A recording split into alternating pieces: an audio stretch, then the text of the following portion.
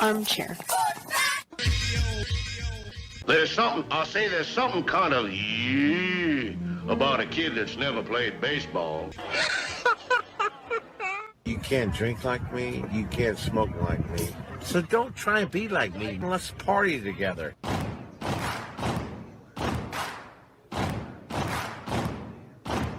Baseball is a beautiful thing. It's more beautiful in an old park. It's asymmetrical and quirky. But even in a dome with artificial turf, it's beautiful. The way the field fans out, the choreography of the sport, the pace and rhythm of it, the fact that that pace and rhythm allows for conversation and reflection and opinion and comparison. In right field, the crowd is tormenting Strawberries, singing, Darryl, Darryl. Little roller up along first, behind the bag. It gets through Buckner. Here comes Knight, and the Mets win. And there's a fly ball deep to left. It's on its way. There it goes. And the Yankees are going to the World Series. Aaron Boone. Ground ball stabbed by Polk. He has it. He underhands to first for the first time in 86 years. The Red Sox have won baseball world championship. Can you believe it? It's a pastime, something you do. It's entertainment, something you watch. And it's a shared experience, something you talk about and read about. But you can apply those same three criteria to other things. What makes baseball special is that it's the best game that's ever been devised. Smith corks one into right down the line. It may go. Go crazy, folks. Go crazy. Sure as God made green apples, someday the Chicago Cubs are going to be in the World Series. A little bouncer slowly toward Bryant. He will glove it in front of Rizzo. It's in time. And the Chicago Cubs win the World Series. Cubs win. What a lucky break. The good Lord wants the Cubs to win. How can you not be romantic about baseball?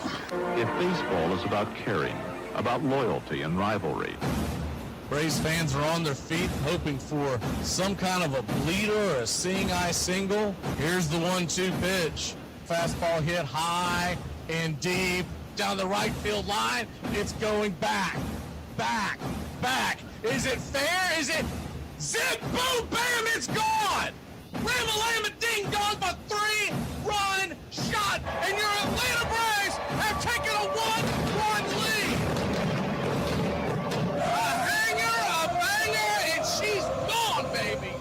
There's a very peaceful thing. It was created and played in pastures and meadows. There's grass, there's outdoors, there's everything that people thought was American and feel about America you get in a ballpark. And it's the wonder of walking through that dark tunnel and seeing a huge open space where men play the little boy's game.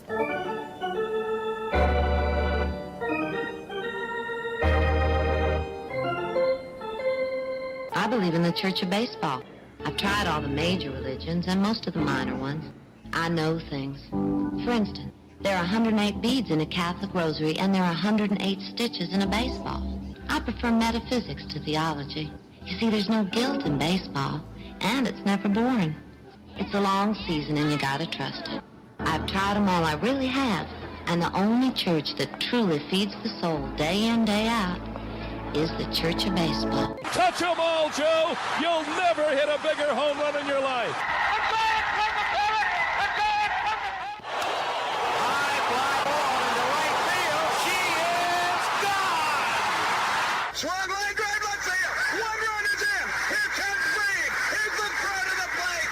He is safe. You're in Braves country. If there's a bigger thing going on right now, I don't know what it is. We're down to one strike here. Gurriel, the last hope for the Houston Astros. Here's the 0-2 pitch. Swung on, bounced over to Dansby. Dansby fires it over to Forrest. And here comes the dog pile. Fire the cannons in the battery.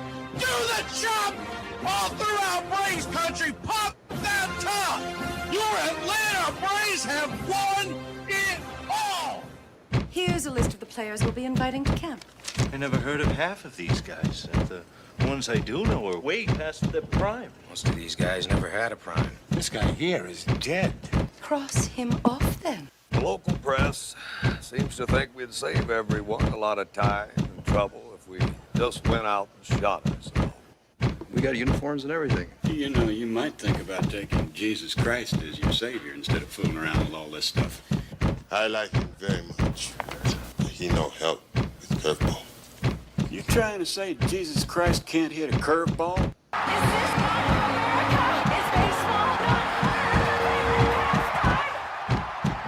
But I'll tell you, these fans are great. Listen to them. Hey, way to go, Rick. All of Ohio loves you. Come on, baby. Come on, Ricky. Come on, Ricky.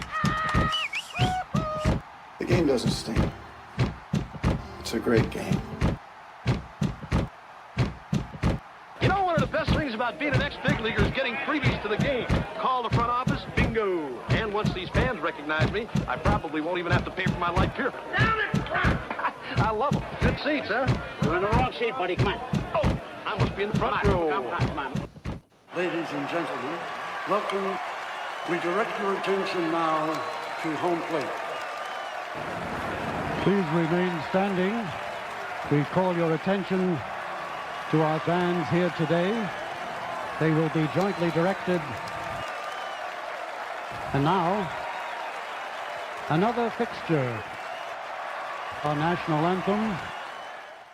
Oh, say can you see by the dawn's early light what so proudly we hailed at the twilight's last gleaming, whose what stripes and bright stars through the perilous fight o'er the ramparts we watched were so gallantly streaming, and the rockets' red glare, the bombs bursting in air, gave proof through the night that our flag was still there.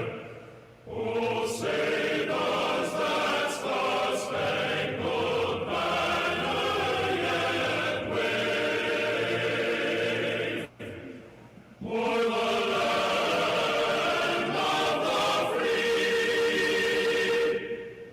and the home of the brave? At this time, ladies and gentlemen, we'd like to introduce today's teams as participants in this historic game. Play ball! Good seats, hey, buddy. He missed the tag! He missed the tag!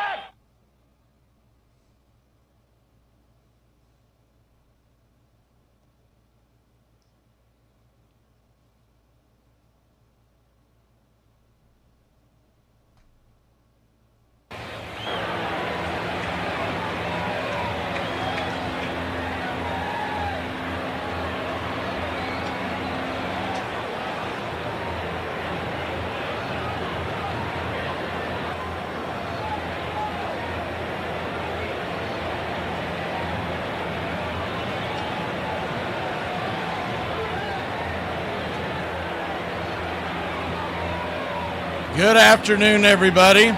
Trying to get set here as I come running in from work, so bear with me. Tiring last 24 hours, but we are here. The wind is whipping out to left field, and yes, sir, it is baseball time in October country. First pitch on the way is a cutter. Right there, first strike, it's 0-1. We'll get the screen adjusted. So before you say anything, Bubba, calm it down. The 0-1. 95 outside wide. 1-1. Get that off the screen. Get that off the screen. We should be just about there. We go. So a 1-1 count. Righty-lefty matchup. Kicks and fires. Swing. Chops it over to second.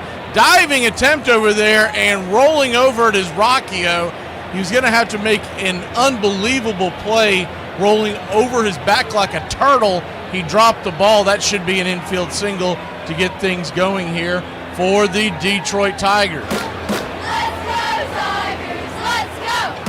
Thank you to everybody who tuned in yesterday. It was a record-breaking day here in Braves Country Radio. Let's go! The doubleheader that we did yesterday, we had more views than most weeks doing Braves games during the regular season this season.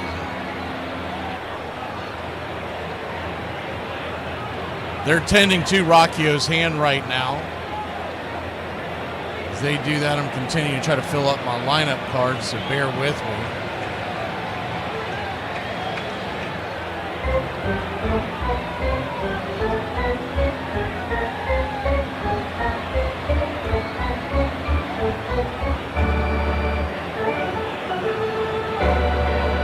We got Quan in left field today. Left to right, it's Quan, De Lauder, and in right field today, it's Valera. Back to work, one on, nobody out. Tanner Bibby flips it over to first. Keep the runner close by.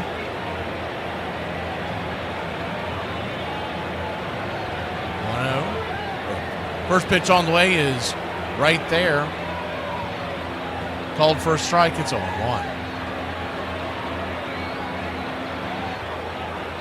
0-1 count.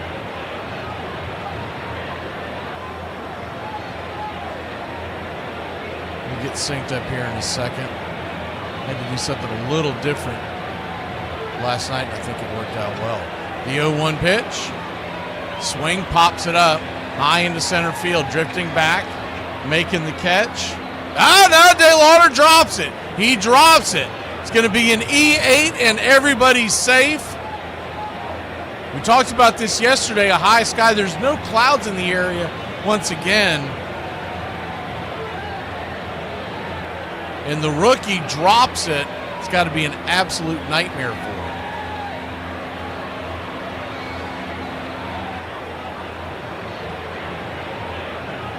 Popped right out of his glove. He's blaming the sun, but realistically, he had time to get under that and put two hands on it. So first and second, nobody out, and the rookie's going to be wearing that if they come home to score.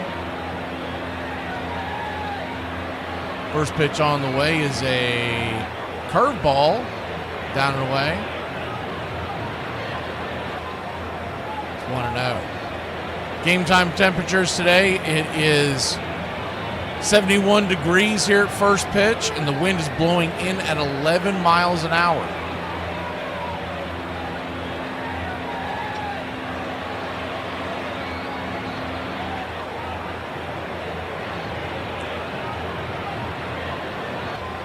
The 1-1 count, runners at first and second, nobody out. Pitch on the way from Bibby, swing, pops it up, high in the sky. Drifting over into foul territory is Jose Ramirez. He reaches into the third base dugout, but just past his reach.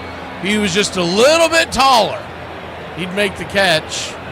And Vogt hangs his head. He can't believe it. Those are two unlucky plays right there to start off. I mean, he's just past it. Just past his outreach. So a 1-2 count. At the break, we are going to acknowledge Brian Snicker retiring.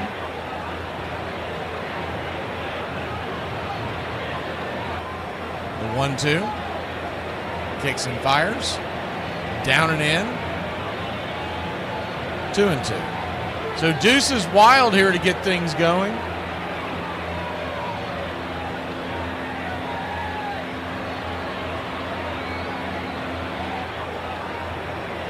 Detroit nothing, Cleveland nothing, but we are top of the first, and the runners are on first and second.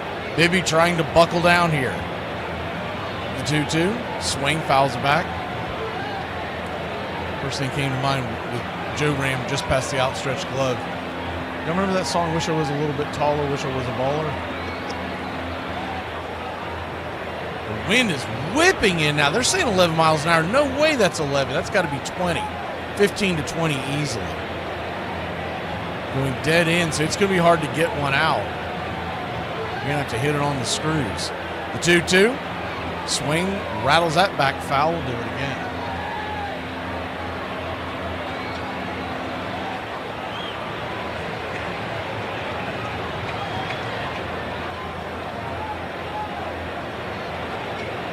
Around the horn for the Guardians today, it's Ramirez, Arias, Rocchio, and Kafis.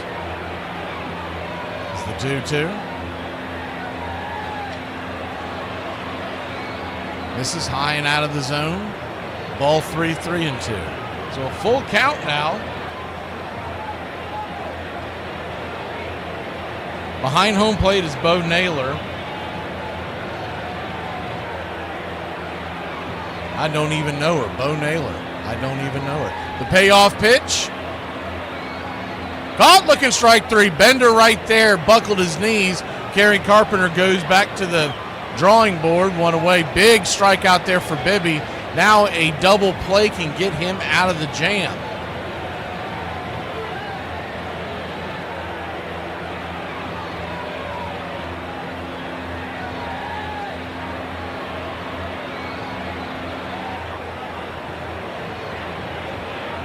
First and second, one out. Swing and a miss on the first pitch offering. Cutter just off the edge. It's 0-1. Spencer Torkelson, the torque wrench, 31 home runs, a .240 batting average.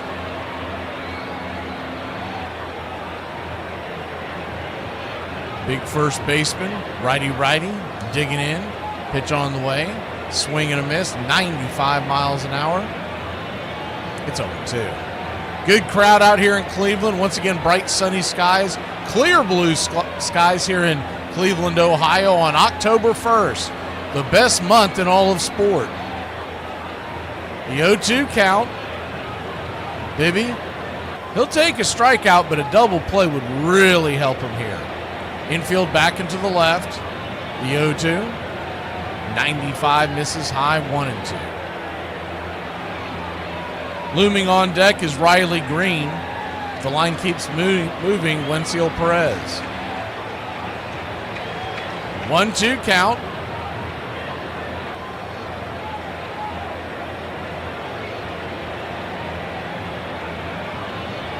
Pitch down and away, Cutter misses. Ball 2-2-2.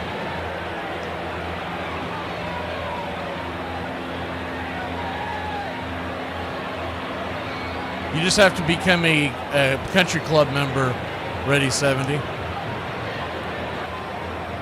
It's only $2.99 a month. It helps support the channel. The 2-2. Swing and a miss. Strike three. Got him with the cutter. One away. If you're on an iPhone, you'd have to do it off of your laptop desktop. If you're on a Google device, an Android device, you should be able to join right there on your phone. Google and Apple don't like each other, so they don't help each other out. It's really dopey what they do, but that's what they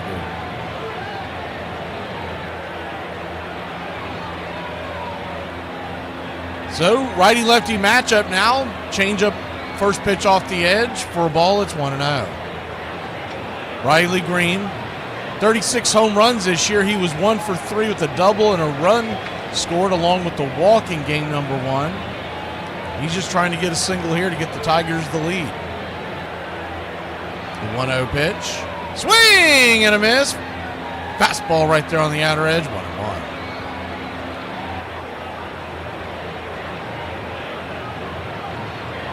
Tigers nothing, Tribe nothing. Top of the first inning. The 1-1. Rocks and fires, swing, fists it back foul. 1-2.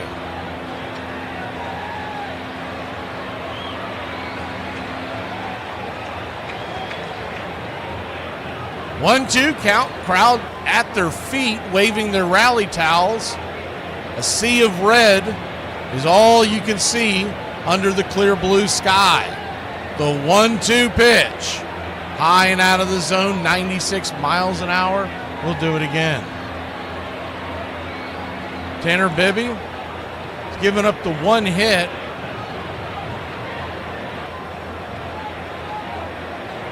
The other runner was via an error by the youngster out there in center field, DeLauder. The 2-2. Swing and a miss. Strike three. So after putting first and second, nobody out, DeLauder's off the hook. Bibby strikes out the side. We'll be back in a flash. How come the Hulk doesn't lose his pants every time he transforms? Is it because the experiment altered his genes? December 7th, 1941, a day that will live in infamy, the Japanese launched a surprise attack on Pearl Harbor, drawing the United States into World War II. At the time, the U.S. was still semi-neutral, and Japan, desperate for oil and natural resources, was blocked from getting them by the U.S., so they aimed to remove the U.S. Pacific Fleet in one bold stroke. At 6:10 a.m. Hawaiian time, 6 Japanese carriers launched 353 planes with 5 midget submarines in a two-wave assault that devastated the American fleet. The attack sank or damaged 17 ships, including 8 battleships, destroyed 188 aircraft, and killed 2,403 Americans, while Japan lost 29 planes, 5 submarines, and 60 men. But the attack was so much bigger than most Americans realize. Today we acknowledge Pearl Harbor, but because of the international dateline, it was December 8th in Tokyo, and as dawn marched west across the Pacific, within just hours, beginning with Pearl Harbor, Japan attacked by land, sea, and air Wake Island, Guam, the Philippines, Hong Kong, Thailand, and Malaya. Hi y'all, it's time for Appalachian Word of the Day. The word of the day is pasteurize. I walked right past your eyes and you didn't even see me. He did have a couple run-ins with, I think, one of the writer, Mike Fish, wrote about, well, shouldn't you be in bed and rehabbing? Or, well, I'm not going to rehab at 1 in the morning. There was a lot going on in George's life, for sure. And he did get hurt a lot. I mean, he really did. There were long stretches of time when you would see an injured George, a slumping George, and it did not look good. And to make things worse, the combination of his stardom and his struggles had made him a regular target for fans on the road. It was absolutely brutal. Every on-deck circle you go to, I mean, you just heard hemorrhoid jokes. Stupid jokes that you hear them every single day. You're the butt of everybody's joke, let's face it, and it just gets old. It gets old. Well, up until July 24th, 1983. Braves country baseball.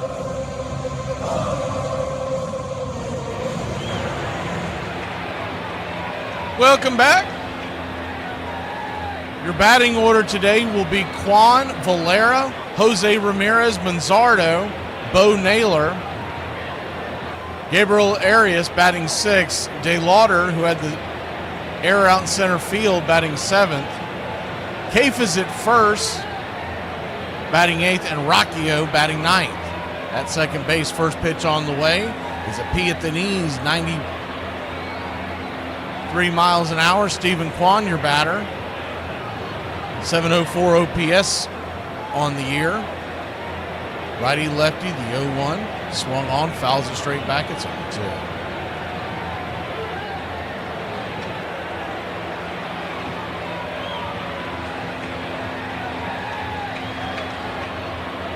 The 0-2 count.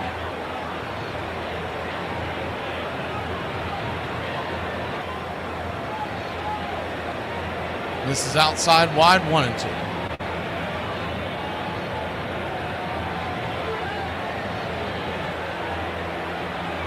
1-2. 95 inside, busts him back, 2-2.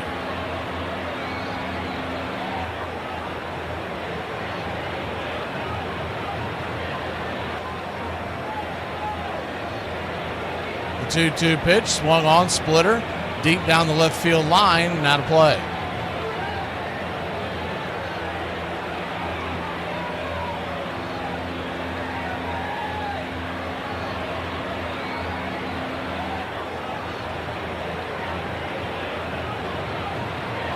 Two slider this time. Fouled out of play. We'll do it again. Left to right across the outfield for the Tigers. It's Riley Green, Meadows, and Perez. Around the horn, much the same like yesterday. McKinstry to Baez to Torres to Torkelson.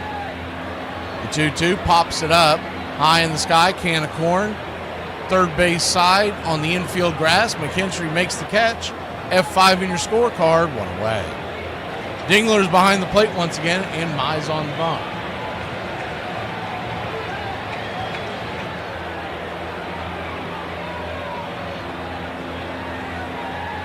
One up, one down.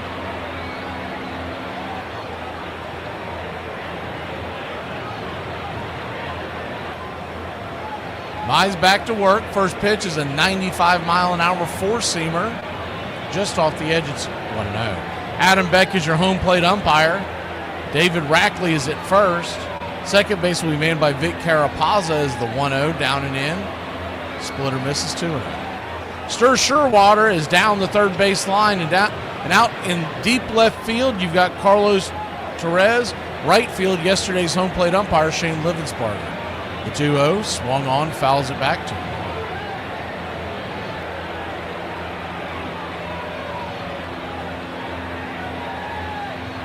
Tigers nothing, Tribe nothing, bottom of the first inning.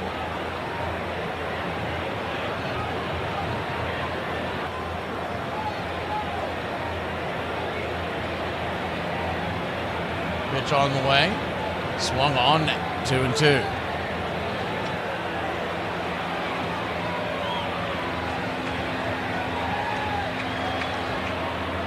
The 2-2 offering is a splitter. Down and in, chop foul. We'll do it again. Standing on deck is Jose Ramirez. The infield is back and to the right. Center field shaded a bit to the left and fairly deep. The 2-2. Splitter. Misses down. Ball 3, 3-2.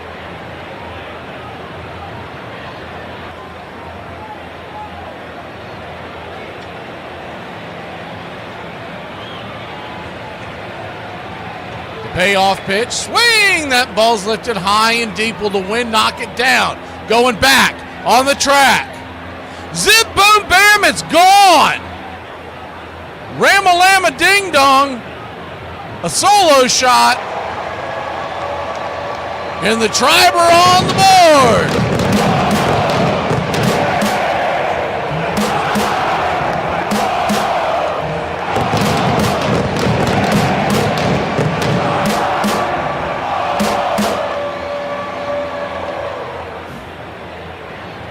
That ball was smoked. The wind couldn't even knock that one down. 411 feet later, it's a 1-0 game. Jose Ramirez, your batter. First pitch on the way, 94, just off the plate. It's 0-1. Called for a wide strike there. What you'll get in the repertoire of Casey Mize today is the 0-1. Slider misses outside wide, 1-0. He's got a four-seamer, a splitter, a slider, a curve, a sinker. 5-pitch pitchers. The splitter down and in. 2. He leans on that four-seamer 34% of the time and the splitter 24%. So 60% of the time you get one of those. The 2-1 pops it up. High in the sky, can of corn over at third base area once again. Coming in, making the catch to by McKinstry once again. This time in foul territory, 2 down. The slider comes in at 16% and the curve 13. The sinker 12. Doesn't really have a show me pitch. He uses all three of his secondary pitches pretty regularly.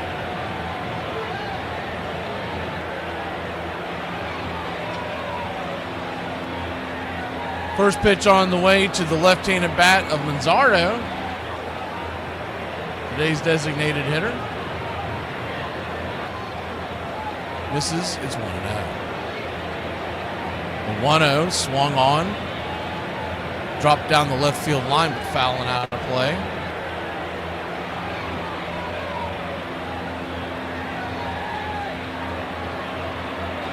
A 1-1 count.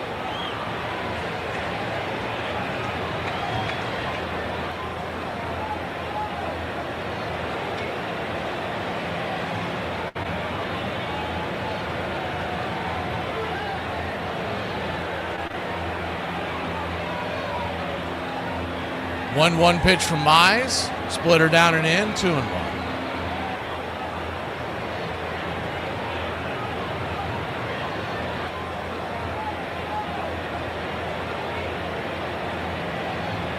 The 2-1 swing and a miss, 95 on the outer edge.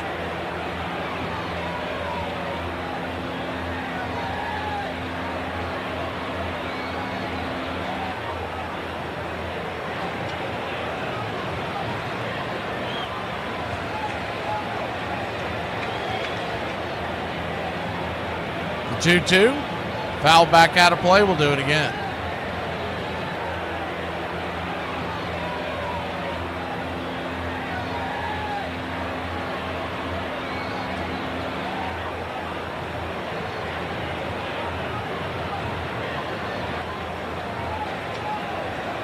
Four-seam fastball misses, ball 3-2.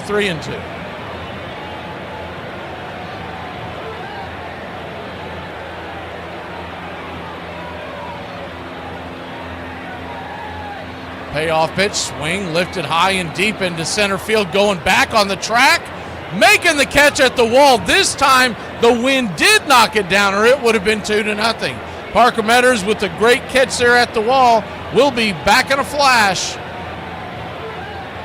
The Tribe lead the Tigers 1-0. What part of my face says, talk to me? None. Absolutely none. You know what's wrong with some of these younger generations? They're not watching Westerns with their papas on the weekend. They're not watching the Beverly Hillbillies, Green Acres, the Andy Griffith Show with their grandparents. They're uncultured. Go sit your asses on the couch and watch hours of MASH. That'll do you some good. I'm being financially smart and packing myself a very affordable lunch, PB&J. Okay, so I have finished my packed lunch, and most importantly, I have not spent any money on food today. And I am still starving. I got my ankles microwaved. X-rayed. They took my blood away to use for science. Cholesterol test. April had her sinuses removed. Looked at. Some guy looked at my wiener, touched it. That was weird. And that guy wasn't even a doctor. July 24th, 1983, and everybody forgot about it. July 24th, 1983 began like any other Sunday with an afternoon game in the Bronx, and it looked like it would end quietly, with the Royals trailing by 1, with 2 out and no one on in the 9th. They want this strikeout, Frank, and I know Del Murray wants it too. Ground ball, and Smalley cannot get it. Base hit for Washington. What a big base hit by UL Washington, and the reason for that is because it brings up George Brett.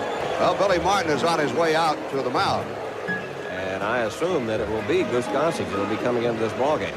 And I remember that Murray guy, he kind of had the split finger. Oh my God, there's no way I was going to hit that guy. But Goose was the type of guy that I'd like to face in that situation. And Gossage with the ball. I remember the first pitch he threw me was a fastball kind of up and away. I hit a foul ball down the left field line that I thought was going to be a home run. Slicing foul.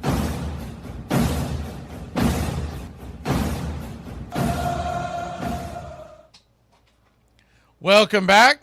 There, that should have fixed that. I don't know what in the world. They put a default on me. That's why I've been a little sidetracked. I keep seeing the comments on stage, as they're calling it, and they've moved the thing. It's hidden. We did not have it set up that way, so we got the comments off your screen. If you want to put them on your screen, you can do it yourself in the YouTube app. And I was trying to get it off your screen. So there we go. First pitch on the way is a bender at the knees. Curveball, a little below the zone, called for a strike. It's 0-1. The 0-1. Kicks and fires. Four-seam fastball.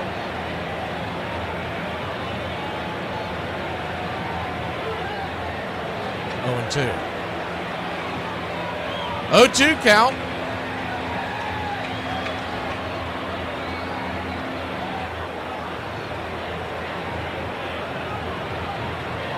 Bibby coming set.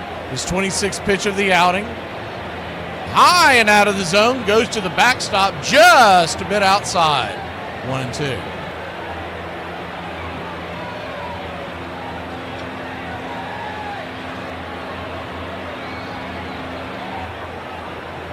The 1-2. Misses. 94 miles an hour. High and out of the zone.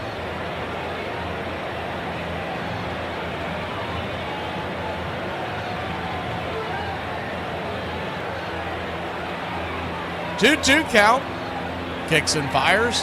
Swing at the curveball. Fouls it straight back. We'll do it again.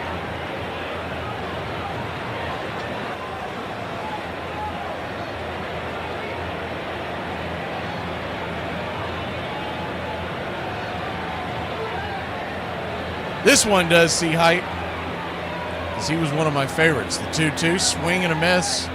Curveball in the dirt. Probably Giannis Stenja, my favorite. I just didn't get a chance to listen to him enough because he did the Milwaukee Brewers games. And they normally play during when the Braves played. The 2-2. Swing lifts it high into center field, drifting over. The youngster, DeLauder, makes the catch. One away. Everybody held their breath there. After the error, he gets a little bit of a Bronx cheer from, I believe, his family in the stands. Whoever you're pulling for, I am sure most people are glad that run did not come home to roost. You have a rookie out there in the playoffs, and he gets his first shot, and he drops the ball in the outfield. And he can blame it on the sun all he wants. That thing popped out of his glove and snow cone. It hit him right in the glove. It wasn't like he missed the catch. First pitch on the way is a sweeper down and in for a strike. It's over. Never know. He could be headed to the Hall of Fame. That could begin his Hall of Fame speech one day. The 0-1 count.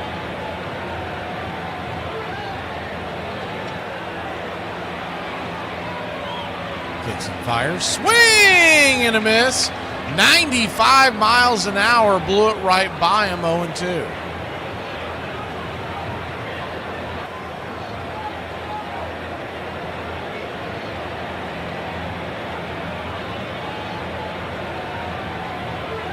The 0-2.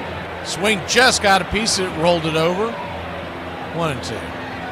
Good to see folks in the chat. Now that I'm getting my bearings underneath me, I'll try to give little hellos as we move along. Saw Jameson in here earlier. John, PETA, Ready 70, Mark, Sleepwalking. Thought I saw Uncle Charlie here a second ago, as was the 0-2. Sweeper in the dirt. Sharp sweeper. 1-2. Bubba Hightower.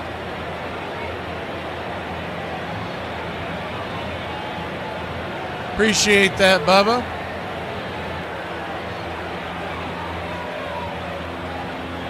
Truth Handler. Good to see you. The 1-2. Swing and a miss. Strike 3. Got him with the cutter. Blew it right by him. 2 away. His 4th strikeout already. And they needed 3 of those in the first inning. After that drop in center field, I'm sure Bibby was like, all right, I'll take this into my own hands. If they don't hit it, I can't blame it on an error.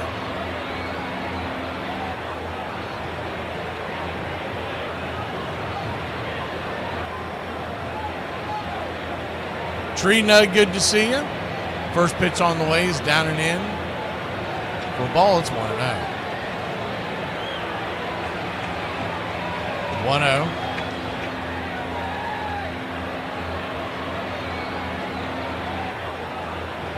Swing and a miss. 1-1. To answer your question, Ready, yes. I mean, it works on our channel. We have it. We've had it since yesterday. The 1-1. Swing, slaps it over towards third. Going on the run, throwing against his body. A great throw. 5-3 on the putout. Joe Ram scooping and flipping. We'll be back in a flash. Bo Naylor leads us off when we return.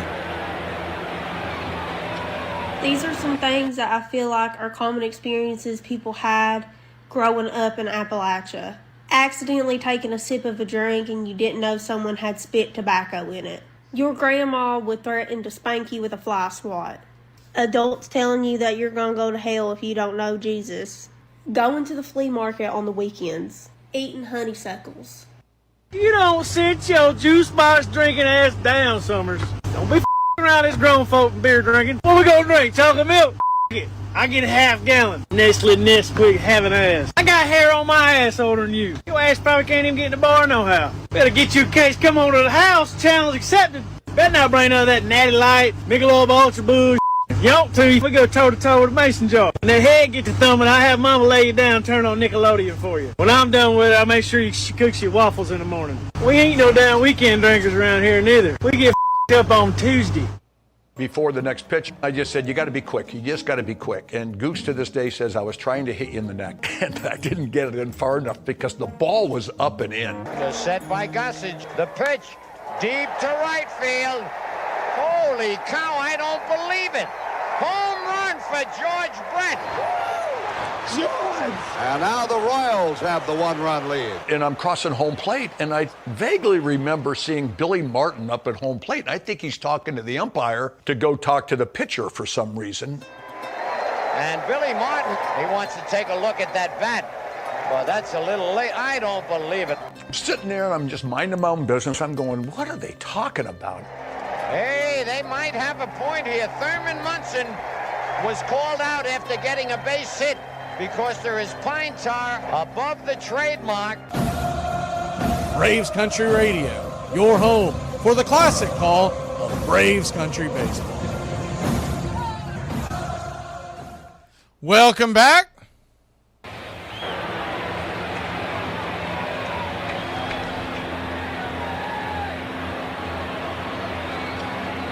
Cleveland leads Detroit 1-0. We're heading to the bottom of the second.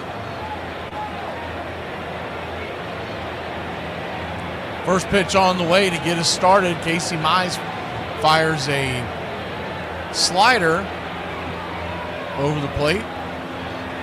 Swung on and fouled back by Bo Naylor. It's a 1. See if we can get this. The 0-1. Rocks and fires. Swing and a miss. 1-2. So an 0-2 count.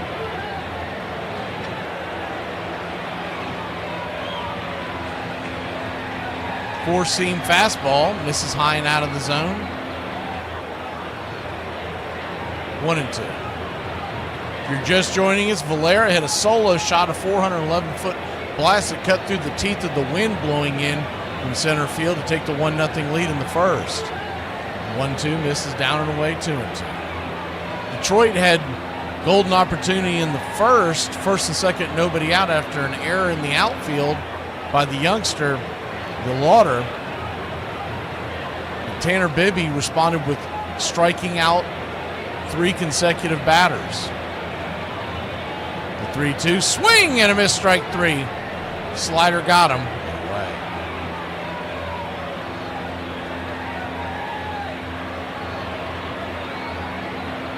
One down.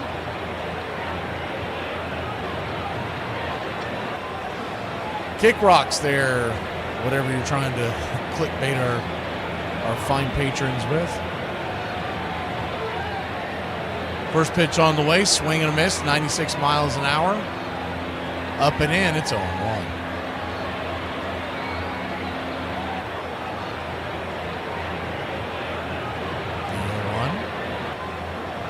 Right there, first strike. It's 0-2. Yeah, he has none that I'm showing.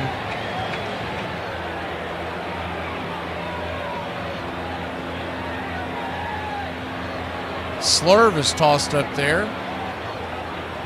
Down and away, 1-2.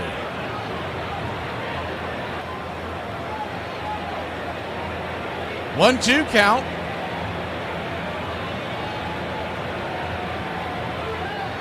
Swing, foul, pops it up, and it's going to be a dying quail into the glove of Torres as he drifts back and makes the catch. And away. Chase De Lauder, I mean, if that doesn't sound like a cologne, nothing does. It's coming to the plate. He is now going to be the 6th major league player to make his debut in the postseason. Seeing if I can find the list. Ryan Weathers did it most recently with the Padres in 2020. As the first pitch on the way is a swing and a miss at the splitter. It's 0-1.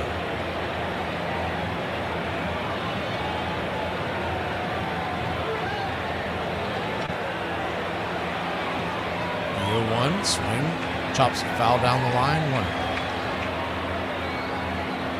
He was selected 16th overall in the 2022 draft out of James Madison. 34-game on-base streak in AAA this year at Columbus. The 0-2. Outside, high and wide, 1-2. So I'd say that's the main thing they're bringing him on, is to try to put ducks on the pond. They'd love a base hit or two here, but if he can just keep the line moving as the 1-2, well, he won't do it that time. Swing. No, he did stay alive. They did not hold on to the foul tip into the glove. I thought Dingler had held on to it.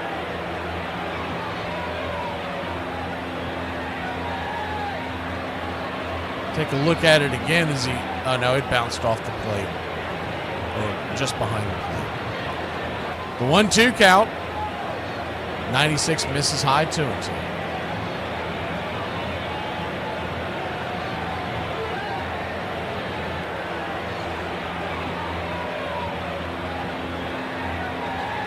The 2-2. 89 outside wide. Slider misses. They check down the line. Third base umpire Sherwater says no dice. So a full count.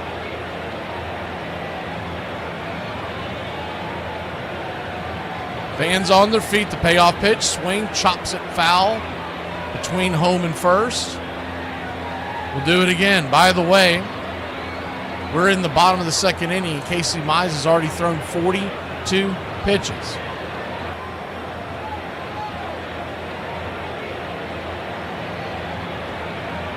Payoff pitch.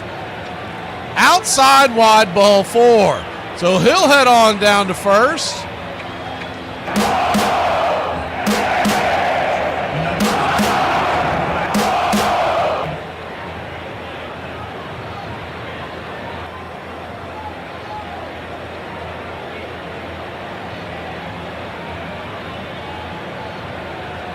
Righty-lefty matchup now. First pitch on the way is swung on and rifled foul back out of play. The batter is Kafis, the first baseman today. C.J. Kafis, batting .220 on the year, 4 home runs, 9 RBI. The list is here in front of me now. I found it on who has made the 0-1 inside one. Mark Kiger in 2006. Adalberto Mondesi, I remember him in 2020. He's bounced around the minor leagues after some injury problems. The 1-1, swing and a miss, 1-2. Alex Kirilloff in 2020, Shane McClanahan in 2020, and Ryan Weathers in 2020. So 3 of the 6, as you can put the Lauder on the list now, all took place in the pandemic year. Pitch on the way, swung on, chopped over towards first. Torkelson struggles with it for a bit, but he grabs it, steps on the pillow, and that'll end the inning. Cleveland 1, Detroit 0. We head to the top of the third here in Rock and Roll City. I see these people attacking this woman for not wanting to share her husband online. Honey, I've had a husband for almost a year. Ain't nobody seen him. Y'all just saw him a couple months ago. Y'all probably thought he was my boyfriend. No, he's my husband. Okay, you want to know why people do that? Because women can be nasty and they only want your man just because he's with you. Oh, he must be worth the while because he's with her. Yeah, honey, he's worth the while for her, not you, nasty. Move along. All right, please stop naming your kid after cities where you've vacationed. We spent the most romantic weekend in Paris, and when naming our daughter, it just felt right to call her Paris. This doesn't happen outside the U.S. I don't think I have a friend in India who's going to be like, let me introduce you to my boy. His name is Cincinnati. Cincinnati Kumaraju. Probably not. I don't think I have a relative in Japan who's going to be like, very, very pleased to meet you. My name is Kentucky Yamaguchi. I don't think so. The week before, Billy Martin had said about George having that bat, and the pine tar was getting higher and higher on the bat. Billy Martin, trying to outsmart the world, waited until after he hit the home run. Come on. This man had hit a ball 9 miles, and you're going to come up with some kind of chintzy deal. Billy always had some kind of an angle. First time in a long, long time I've seen the umpires huddle this long and have a meeting over it. Now that is the plate umpire, Tim McClellan, with the bat in his hand. Now they're going to measure it across home plate. I've never seen this. I never have either. And I leaned over to George. I said, George, I think you're out. I think they're going to call you out. And I'm going, I've never heard of that before, Frank. He said, they call me out, I'm going to go nuts. If he calls me out, I'm going to blankety blank blank. And I'm like, ooh, this is going to be interesting. Hey, Braves Country, this is Mac McGee with Braves Country Radio. We are bringing you pitch by pitch, play-by-play of your Atlanta Braves all year long. Welcome back. That was Jason, by the way. Someone put in there they needed strikeouts for Mize, and he said, we need you to become a member for us to care. Jason might already be drinking, even though we're not in the offseason yet. Bibby goes back to work. First pitch on the way. Swing and a miss. Cutter. Down and away. It's 0-1. Bibby with already 4 strikeouts on the day.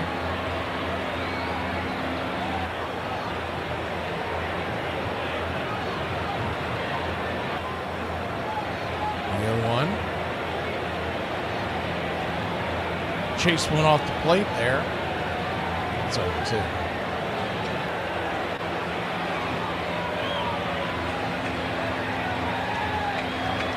Oh, 2 count.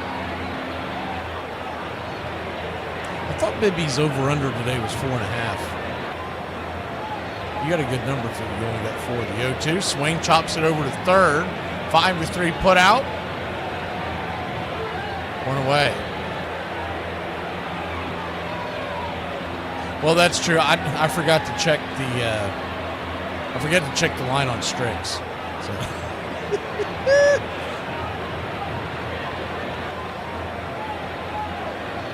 1-0 your score.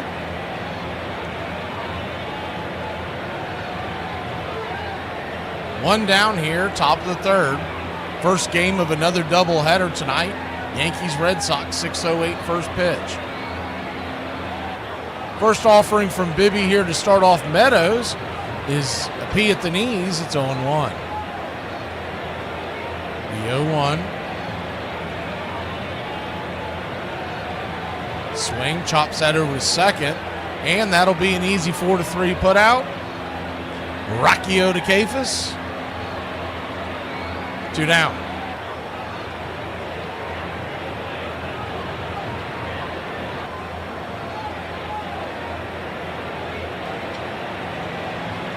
Be out of town this weekend on Saturday and Sunday. Depending on what time we get back,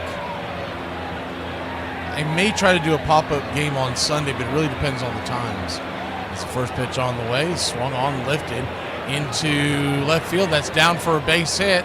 Here comes the throw into the infield, and Gleyber Torres, has a 2-out single for the Tigers.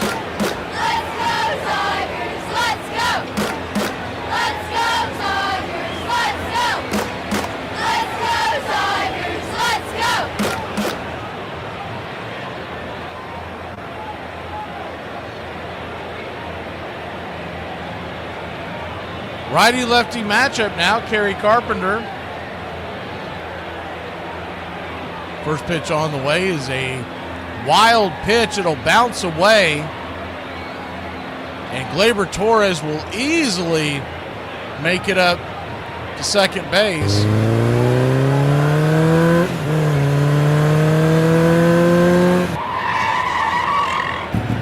Another one of those backhanded jobs we talked about during the regular season where they've stopped training the catchers how to block pitches correctly and whatnot and set up themselves correctly. And we see it cause problems all year long, but it really gets magnified in the postseason. The 1-0, swung on, pops it up, can of corn, over into foul territory. Man, that wind is pushing it. Joe Ram will make the catch right there at the steps and walk into his dugout. We'll be back in a flash. 1-0 your score. Guardians, grab the bats when we return. Hypothetically, how would one convince their brain that the fight or flight response is meant for like life and death situations and not trying out a new grocery store? Just curious. Well, Listen, we've got to do this. Let me hear you all say ELGSES, Eagles! Let's go, Birds! Now that you guys are back, I have something to tell you. What's up, girlie? All the Canadians and Australians were making fun of you guys. They were all dissing you. They were talking about the metric system. Girl, I don't know what the metric system is, but the only metric they beat America at is being gay. They said that you guys suck and all you do is carry Glocks and guns everywhere. Yeah? They said they're gonna steal all your fame and fortune and you guys are not gonna come back to anything else. Oh, honey, thanks for looking out, but I don't think we have much to worry about. Because if you think about it, the Brits stole all the spices in the planet and did with it. So what are they going to do with TikTok without us? And the Australians, stealing's in their DNA. They were a prison colony. They're the UK's prison pocket. All your most hardened criminals, you sent them off somewhere and they couldn't even kill birds? Losers. Oh, and before you guys get your nuts in a bunch about my use of the word gay, listen to me. I'm not talking about butt stuff. I'm talking about, hey, that's green. No, that's mint. And Martin has a very valid argument here. And if he wins this, there will be chaos. McCullen just turns around and... They might be going to call George Brett out. Well, the Yankees win. He's out. Yes, sir. Brett is out. Look at this. It was a pretty exciting moment. You see him sprinting out there? I thought I kind of walked out, and then I see the video of it after it happened, and my arms are going crazy. Brett is out. And Damon Matt.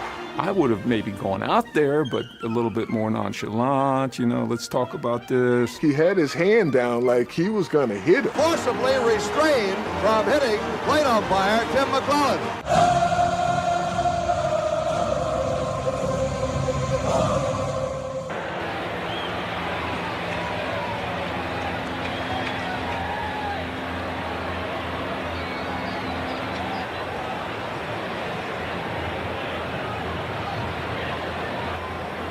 Welcome back.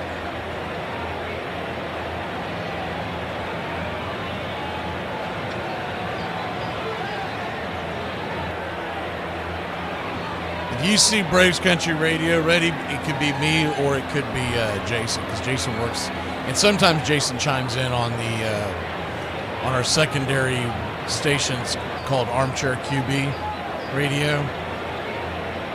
It's a much smaller station, but we use that sometimes.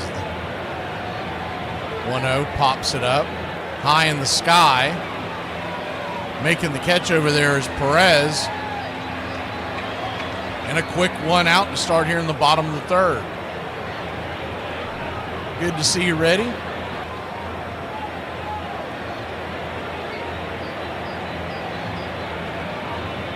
Man, I can't get over the weather. And I get it, they're fighting the sun. But I can't get over the first 2 days how beautiful the skies looked here in Cleveland. Not a cloud in the sky. It's one of those ones when I'm searching for panoramic views to put as a part of our thumbnail. This is the view I'm always looking for, and I can never find. The 1-0, swung on, lifted down the left field line, just foul. Stephen Kwan. We get a chance, we'll do the Who Am I today. Everything happened so fast yesterday, didn't get a chance to squeeze it in, but we're trying to get some of the stuff we do during the regular season in today. So I've got, by the way, if you remember the one from a couple of weeks ago, Sandy Alomar, he is your first base coach for Cleveland today. Pitch on the way, swung on, four-seam fastball, pops it up, high in the sky. And Valera, who hit a home run his first time up, it'll be F6 in your scorecard.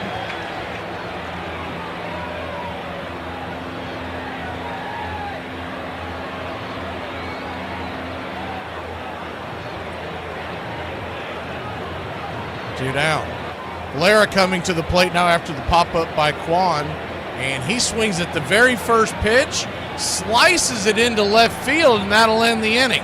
So just like that, 1-2-3, Casey Mize goes through the order. And stay off that strikeout prop. It's a trick. It's a trick. I just saw one of my local crackheads, and he looked at me and he was like, "Hey, got one for it." And I was like, "What?" And he goes, "I'll huff, I'll puff, and I'll steal all your stuff."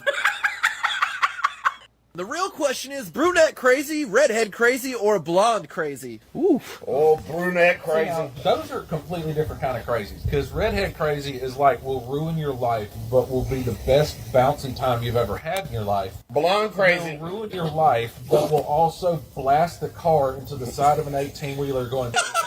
That's because she's in her damn Barbie Jeep and doesn't understand what curves are. Brunette crazy is the kind where you wake up and she's standing over you with a Bowie knife and you're like, what are you doing? And she just says, don't worry about it. You do exactly the opposite. You worry about everything. Turn off for me, can't swim. I mean, the earth is 80% water. So if there's a tsunami and you trying to get on my back, bye, I'm doing me. I ain't your floaty. I ain't nobody floaty. The legality of Major League Baseball's controversial reserve clause is now in the hands of the Supreme Court. The case involves the trade of Curt Flood from St. Louis to Philadelphia. That case for Flood is being argued. It was so difficult for the fans to understand my problems with baseball. I was telling my story to deaf ears because I was telling my story to a person who would give their firstborn child to be doing what I was doing. And he just could not understand how there could be anything possibly wrong with baseball. For nearly 3 years, Curt Flood had been in the courts, fighting a one-man battle with Major League Baseball over the reserve clause. Despite the advice of the Players Union, he had left the game in 1969 rather than be traded against his will.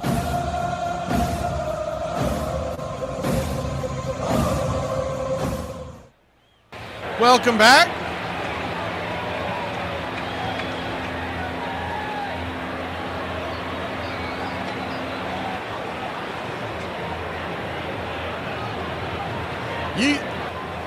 I've been saying this for years, but I won't say 9 times out of 10, but I'll say 7 or 8 times out of 10. If you take the under in the postseason, you'll usually hit, especially in the early rounds, because fans tend to forget and they want to pull for runs. As the first pitch right there for Bibby, is right there for a strike. It's 0-1. 4 strikeouts on the day for Tanner Bibby. 2 hits. The 0-1. Swing, chops it on the instep. It's 2. Reminder, we got some stuff coming up in the offseason as well. This one here, the curious case of Shoeless Joe to the Hall of Fame. That will come on the first Thursday in November, as we will be doing our Once Upon a Pastime series Thursdays in the off season. Fridays is when you're going to have to be a country club member to be able to catch the broadcast. We're going to relive some of the great games in baseball history, including Braves. Many Braves, but we'll try to find some other ones as well. The 0-2. Swung on, rifled it foul. And those are called Braves Country Theater. First time we're doing that this year, and I think we're going to have a lot of fun with it. Those are going to be your Friday nights. Get back, get a cocktail, and really let loose. We'll have fun with those. The ones on Thursdays, those are going to come on a little bit earlier, around 6 o'clock, 6:30, so we can get them out of the way before any of the NFL Thursday night games begin. Pitch into the dirt makes it a 1-2 count to Torkelson. Tort, Green, and Perez due up in this inning. Top of the 4th, Detroit trails 1-0. The 1-2 just misses off the plate. 2-2.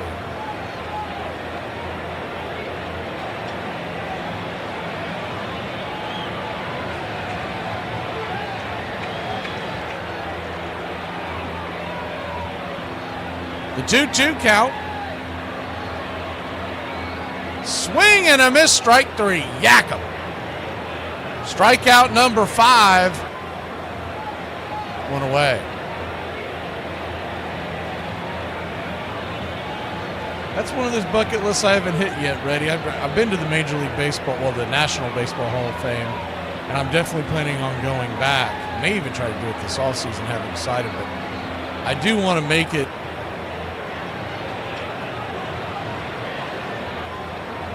to Canton Pro Football Hall of Fame. That's one of those ones I got to talk some friends into going.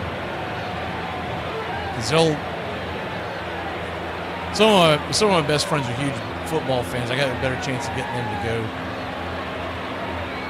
than the Baseball Hall of Fame. But if it's not this offseason, I want to go to the Hall of Fame, Cooperstown, once again next offseason. The 0-1 outside wide, 0-2. It's an 0-2 count.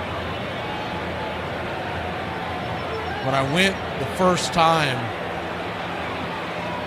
I can't remember what year that was. I think that was 2019. I think it was the year before the pandemic. I could be wrong about that. Is the 1-1 swing and a miss is 1-2. It was either 18 or 19, and I went in the off season, after the regular season was over with. And I went during the playoffs, the postseason, as I like to call it. And it was really cool being in that town during that time period. As the 1-2, outside wide 2-2. Such a small town for people who haven't been. I mean, it was literally, I'm assuming it still is, a one stoplight town. It was just, you had the Hall of Fame, you had a traffic light, there were some stores close by and very small restaurants, and that's it. The 2-2 in the dirt, curveball, misses, full count. I don't know why, but Riley Green chased the ball in the dirt away to get it for the umpire. It's kind of weird. They're not going to reuse that ball. So a full count. Riley had a big smile on his face, whatever the umpire said to him. Bibby looks in, the payoff pitch, kicks and fires with the high socks. Swing! That ball is hammered into right field. Bounces over the right fielder. What in the world? Valera tried to backhand it, had his back turned, and it popped over his shoulder, and the Tigers have a runner at second, with just one away. Poorly played ball. You got to knock that down with your chest and keep him to one base. He tried to backhand it running by it, almost like the way a hockey goalie would just try to swipe it to knock it away from hitting the posts. So a runner at second, one out. It's two defensive gaffes in this game. I don't believe, as the first pitch on the way, swung on, lifted.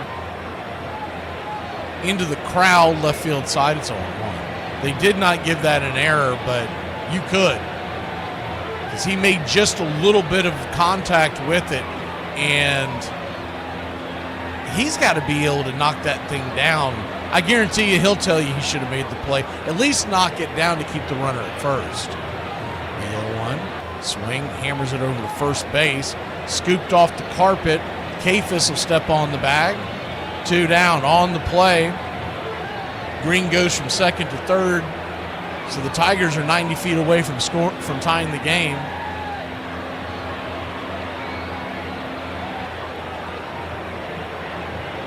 Hey, welcome to the Country Club, Ready 70.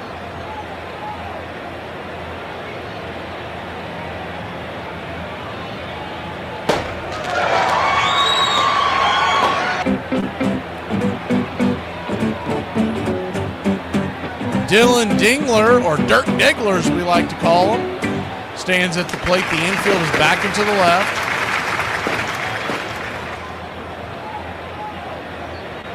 Two outs, righty-righty matchup. First pitch on the way. 96 miles an hour, just misses. Grabbed a wide strike. It's 0-1.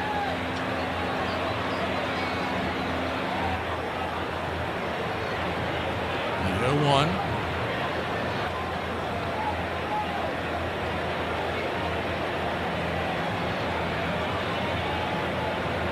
.95 up top.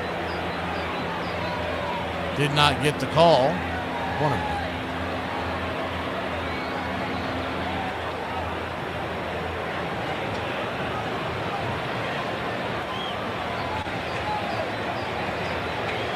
1-1 count. 95 right there on the outer edge, 1-2.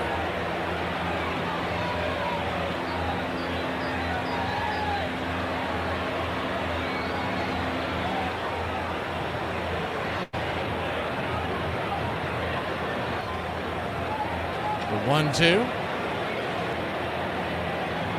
Bibby turns and spins. Cutter down and away, 2-2.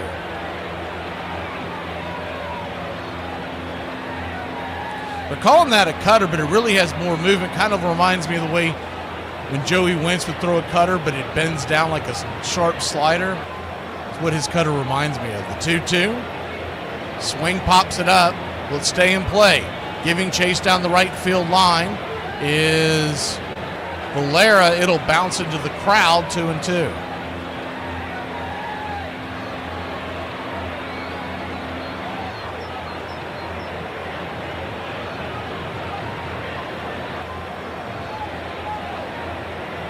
Two count.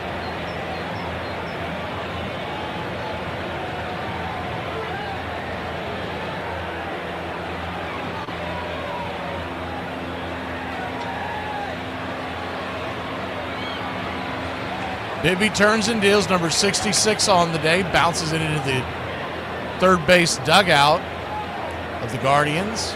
We'll do it again.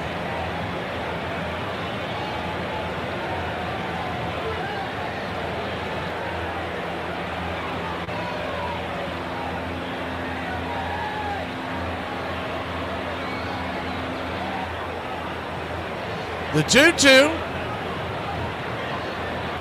Brian's been with us for 15 months. Congratulations, Brian.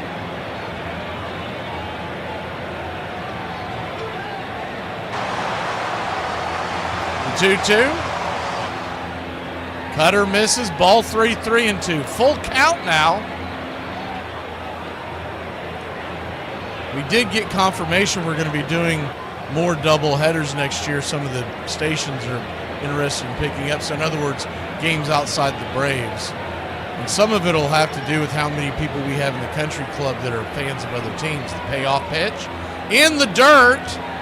Ball 4. The ball gets away, but a good block by Bo Naylor there keeps the runner at third.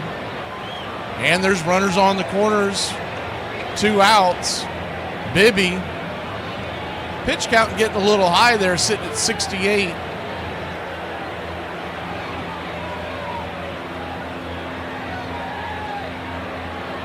Carl Willis, Cleveland pitching coach, is coming out there for a quick chat.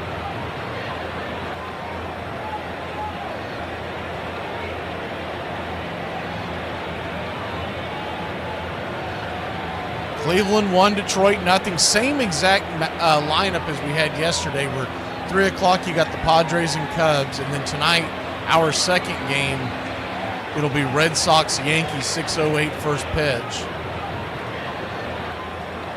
And then the Reds try not to get clobbered by the Dodgers again. They go at it at 9:08. And that was the one game that I thought the Reds had a chance of sneaking up on LA. They got Hunter Green. Oof, he got annihilated. But one thing, if you're worried about the Dodgers repeating, it's the same thing that's always been going on all year for LA for people who haven't been paying attention. As the first pitch is a curveball down and away, it's 1-0. Their biggest Achilles heel is the fact that their bullpen, and they showed chinks in the armor once again, has just been a roller coaster all year long. 1-0. Good bender. Smacks the outer edge, curveball. 1-1. Yeah, I hated to see Carey's team getting. Look, I mean, cards on the table. I'm pulling for the Reds. I think it's good for baseball for one of the oldest cities to be relevant in the game. Is the 1-1. Four-seam fastball misses up. 2-1. And you knew the biggest issue they were going to have is to score runs with the Dodgers. Their offense just isn't what the Dodgers is. But Hunter Green, you felt like you had a chance to maybe steal one there, and he just did not show up. The 2-1. Right there. Curveball at the knees, 2-2. I got a good deal on him on my Dynasty League. MLB The Show. Has nothing to do with anything. The 2-2. Misses high and out of the zone. Full count. I do the Dynasty, and I do it with some friends of mine. Long story short, we draft the team, but I am the Braves. So I've got a lot of similar Braves players there, but I'm constantly trying to wheel and deal. We're in the middle of the season now, and I just gotten Hunter Green. I'm watching a pitch and go, uh-oh. The payoff pitch, down and in, ball 4. So the bases are now loaded. Art, by the way, I love that name, Art Vandelay. We will be calling Red Sox Yankees again tonight. If you weren't with us yesterday, this was what we did last night. We did Detroit, Cleveland, and Red Sox Yankees, so we'll be doing that again. If it pans out right, the very tail end of the Cubs Padres is on our radar, but it really depends on how that game's going and where it's timing up at, because we have a huge commitment to carrying the Red Sox game. It's the first pitch right there at the knees. It's 0-1. Bases loaded, 2 outs.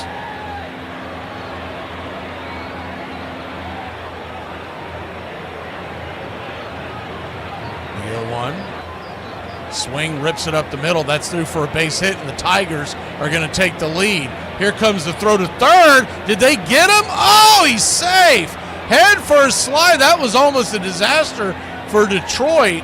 A good heads-up throw by DeLauder. Fired it into third. Because I'm not sure if the runner at third tagged the base before the runner came home. But they're calling him safe, so it won't matter. And they may take a look at this. That ball was smoked up the middle.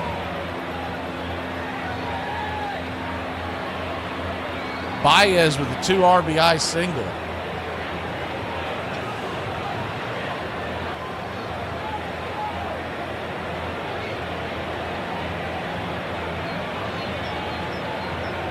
Ooh, I think he's out. They're showing the replay right now. They smacked him on the cap before his hands hit the base. That's for sure. He's out. Now the question is, I'd like to see a panoramic view to see, did they cross home plate? Did Detroit cross home plate? So is he out and we're going to break? Is he safe and we've got runners at second and third, because the runner at first did move up on the throw. And he was already in motion. There's no doubt about that. But did the runner coming home from second base cross home plate? Now I'm getting a secondary look here, and let's see. They keep moving the camera. No one's focusing on that little ditty, but I think it's very important to look at. Unless they blow the call in the booth, he's out. You smack him on the helmet. Well, did the left hand get in there? You're slowing it down and blowing it up right now, so let's see. Yeah, he's out. But I wish they would show the view at home plate had the runner cross third base.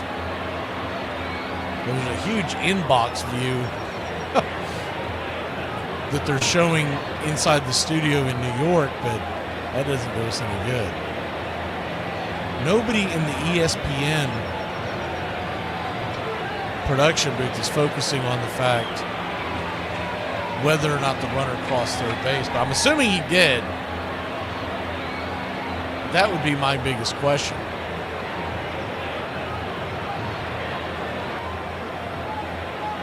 The call on the field is safe, so you got to take that into consideration. Is there enough to overturn? But he hit the top of his helmet before the left hand hit the bag.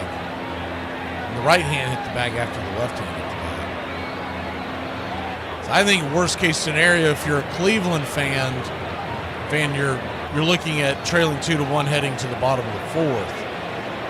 Best case scenario, Did the other runners score? That's the question. I don't think he would have had time. And the call on the play has been overturned, and I was right. No one on ESPN was looking at this, but I was right. The runner did not cross. So now they're going to show the panoramic view, and he definitely did not cross. We'll be back in a flash. The Tigers tie it up here in Cleveland.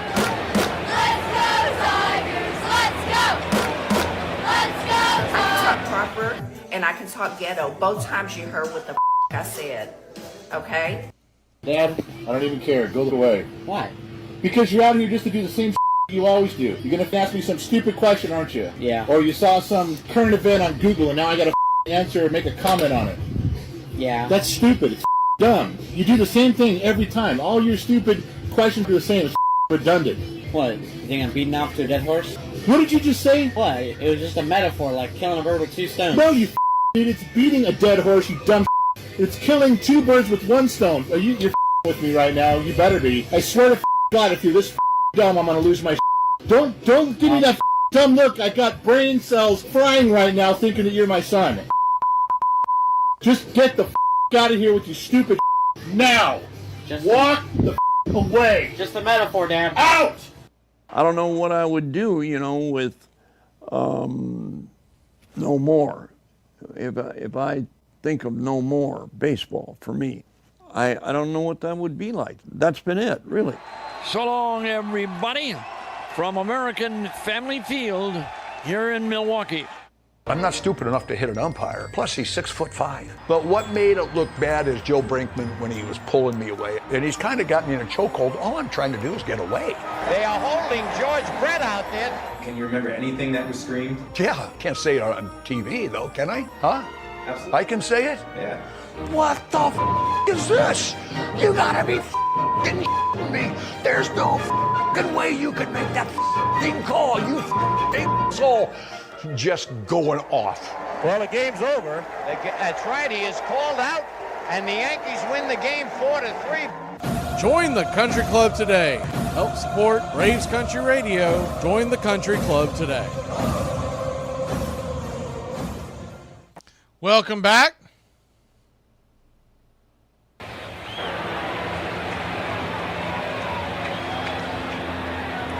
We head to the bottom of the fourth. First pitch on the way is a slider just off the plate.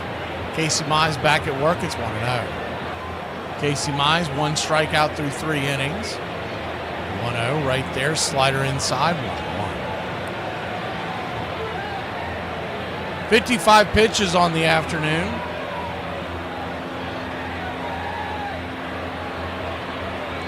1-1. 86 misses wide. Splitter.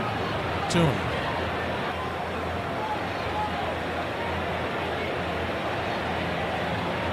2-1 count. Right there, slider on the inner track, 2-2. If Cleveland wins this game, Game 3 will be tomorrow. There hasn't been a confirmation on the time. Now, obviously, if everybody has a Game 3, it'll be at this time. And we'll try to bring you another doubleheader. I don't know if my voice will hold up, but we're going to try. As the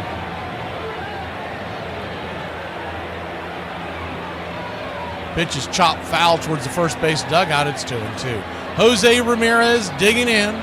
Casey Mize wheeling and dealing. The pitch. Swing. Slices it down the third base line. Just foul. Had the right idea. Just couldn't keep it fair. Man, if he gets that thing foul with the infield playing back and to the right, he's going to run for days. It's at least a double for Ramirez if he sneaks that in the line. The 2-2. Down and away, 3-2. So I've always paid attention to Jose Ramirez's career because he's been on my dynasty fantasy team forever. But this is the first time I've really watched him this year, other than when we played Cleveland. Is the pitch on the way, slider fouled back, do it again, full count. And I don't think I mentioned it during the series when we played Cleveland, but he has really slimmed down. And he's had to have made a commitment. He's always had kind of a pudgy face, but he has slimmed down, and that's got to help him long term in his career. The payoff pitch, outside wide ball 4. So he'll head on down to first. And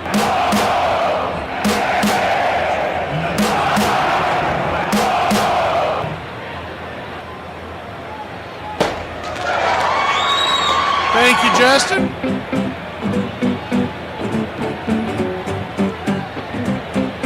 Appreciate the channel support, Bubba.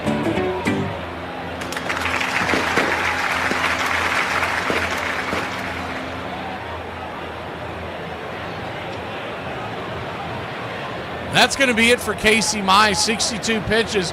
Looks like they're going to take a quick break when we return.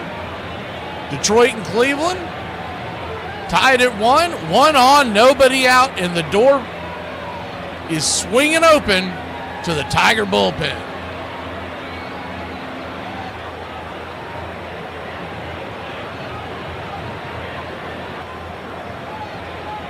Stop chirping again. How are you not hearing that? Newsflash! I've been hearing it the entire damn time! Then why would you say something? Because I hate you! Today we're going to go over some wild baseball coincidences that you won't believe are true. Minnesota's Metrodome hosted 8 World Series games in its history. In all 8 of those games, Terry Pendleton's team lost. The Cardinals lost 4 in the 1987 World Series, and the Braves lost 4 in the 1991 World Series. Lou Gehrig, the Iron Horse, had his first career home run on September 27, 1923. His last home run would come exactly 15 years later on September 27, 1938. Warren Spahn had a longer streak of hitting at least one home run than he did pitching at least one shutout. He had homers in 17 consecutive seasons, but only had shutouts in 15 consecutive seasons. There have only been 2 pitchers in Major League Baseball history with the name Moyer. Ed Moyer, who pitched 6 games for the Senators, who died on November 18, 1962, and Jamie Moyer, who pitched 25 years in the majors and was born on that same day, November 18, 1962. Dennis Eckersley picked off Kenny Williams on June 29, 1987. His next pickoff would occur almost 4 years later when he picked off, you guessed it, Kenny Williams again.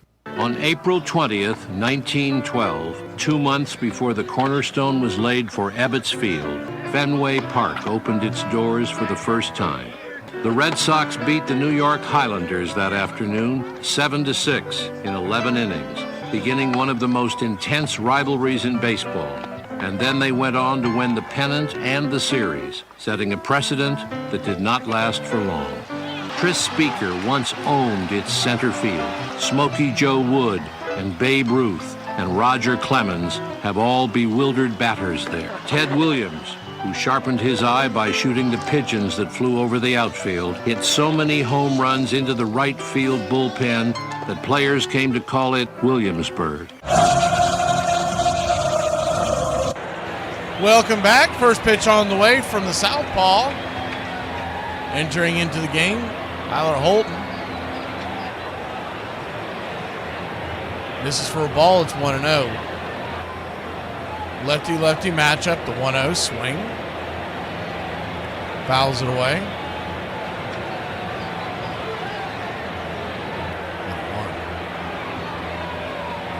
1-1. Cleveland 1. Detroit 1. Bottom of the 4th. Runner at first. Nobody out. 1-1 pitch, 93 right there at the knees. 1-2. Gonzardo, the designated hitter, 0 for 1 on the day.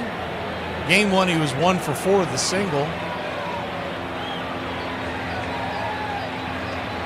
The 1-2 swing, chops it up the middle, and that's going to be a 6-3 rally-killing double play. One hopper into the glove of Baez. He easily steps on the pillow, fires it to first, wipes the bases clean. Thank you for the reminder, Justin. What's for dinner?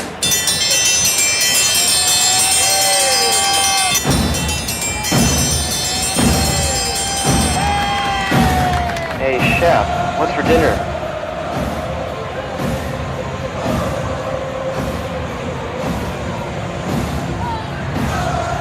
Lefty-lefty matchup. The 1-0 pitch on the way, swung on and fouled back by Bo Naylor. It's 1-1. It's got, I wondered about that when they set up this lineup. I was looking at it today as I was trying to get home call the game, but putting back-to-back lefties like this, because you know you don't want to take Bo Naylor out as the 1-1 right there for a strike on the outer edge 1-2. It's kind of a dangerous play because later in the game, I'm not worried about the fourth inning, I'm talking about later in the game, they could really line up the bullpen as the sweeper misses outside wide 2-2. I'll tell you what, also, if you are looking at the game today, Padres and Cubs, I want to warn you of something as the pitch on the way is swung on, chops it over to third, long throw across the diamond, and that'll end the inning. 5-3 put out, great throw by McKinstry. The utility knife does it again. We'll be back in a flash. The Tigers grab the bats, and a tie ball game here in Cleveland.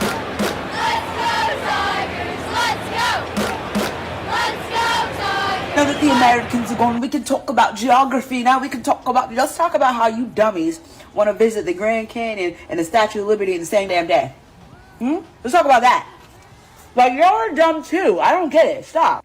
This one might ruffle some feathers. Who's the most overrated player in all of sports history? This is a man that other people would look at his life and be like, that's my dream. That's a life. Like, how can you be upset with that life? First of all, mental health is a bunch of really intricate knots that hold nothing together. It doesn't make sense. It just is. Secondly, I keep seeing this sentiment of people being like, there were signs. Look at his repost. Look at what he was saying beforehand. They weren't signs when he was alive. I don't know how else to explain that. You see, when he was alive, that was just a fella being a silly goose. Fella going through it, you know? And I think that's important to note because, fellas, nobody's going to pay attention to your cryptic signs. Listen, if you want to be treated like a girl, move to LA. But this is just how life is, okay? Talk to the boys, for the love of God. Listen to me, boys. I know you think the people around you are going to fail you. But I would give anything to go back in time and get a phone call. Allow me the opportunity to fail. You're not allowed to quit. All right? Cool. There are so many wonderful elements of the Pine Tar game, including the fact that it was overturned. The call was overturned. The fact that the home run counted. The decision to resume was not announced until 4 p.m. when an appellate court judge said, play ball, you will play. The Yankees did everything they could to stall the resumption of play. But in late August, the Royals came back to New York on their way to a trip to Baltimore to conclude the game, leading 5-4 in the top of the ninth. Only 1,200 fans showed up to take their place in baseball history. Well, in 10 years, you can say I was at the Pine Tar game, the completion of the Pine Tar game. What's been the most amazing thing about this whole scenario? How do you sum this whole thing up? Amazing. Media interest. It's just kind of good for baseball, really. Where is Brett? I don't really know.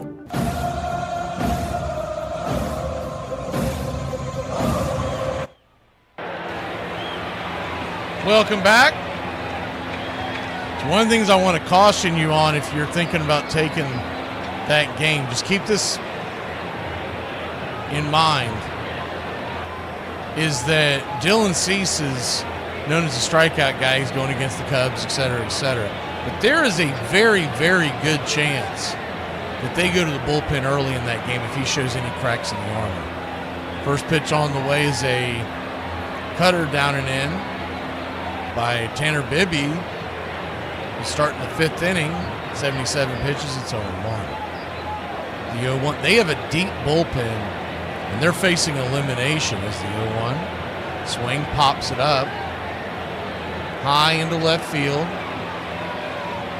Coming in, making the catch is Stephen Kwan. F7 in your scorecard. One away. I'm not saying don't take it, but I'm just telling you, I'm not even saying I would take the under. I'm saying buyer beware because he could go 3 innings, 4 innings and be done. And if he doesn't get his number, I think the last time I saw it was 6 was the over-under. You're going to be going, dude, what the? But they're facing elimination. And they've got guys like Mason Miller they can lean on. First pitch on the way is a cutter, swing and a miss. It's 0-1. The 0-1.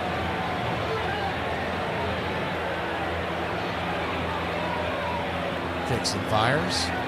Down and away. 1-1. No, they said he went around. 0-2, okay.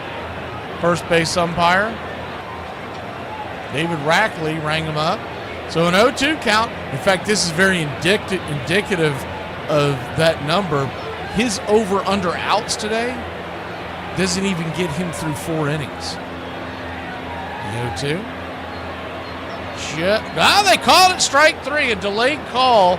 Home plate umpire Adam Beck wants you to look at him. 2 down. Pitch was right there on the outer part of the zone. It might have kissed the black, but just barely. Definitely a wide zone for sure. Quickly 2 down.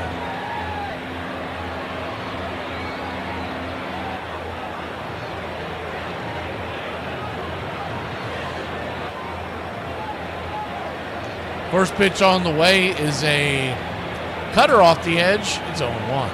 Or 1-0, excuse me. Righty-lefty matchup. Kerry Carpenter, the designated hitter. The 1-0. Swing, whistles it into center field. That's down for a base hit. And the Tigers, with 2 outs, have a runner aboard.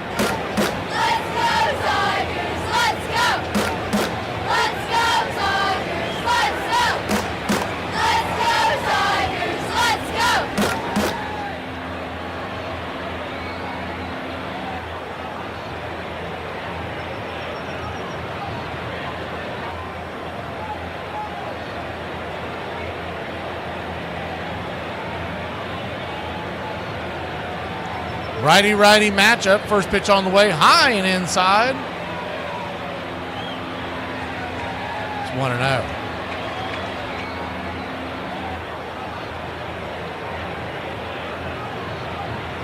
The 1-0.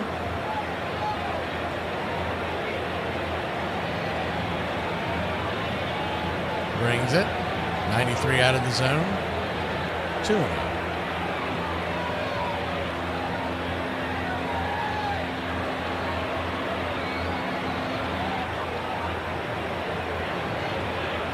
Two-0 count.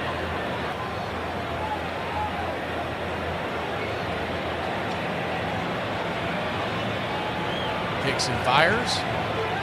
87 misses, high cutter. 3-0.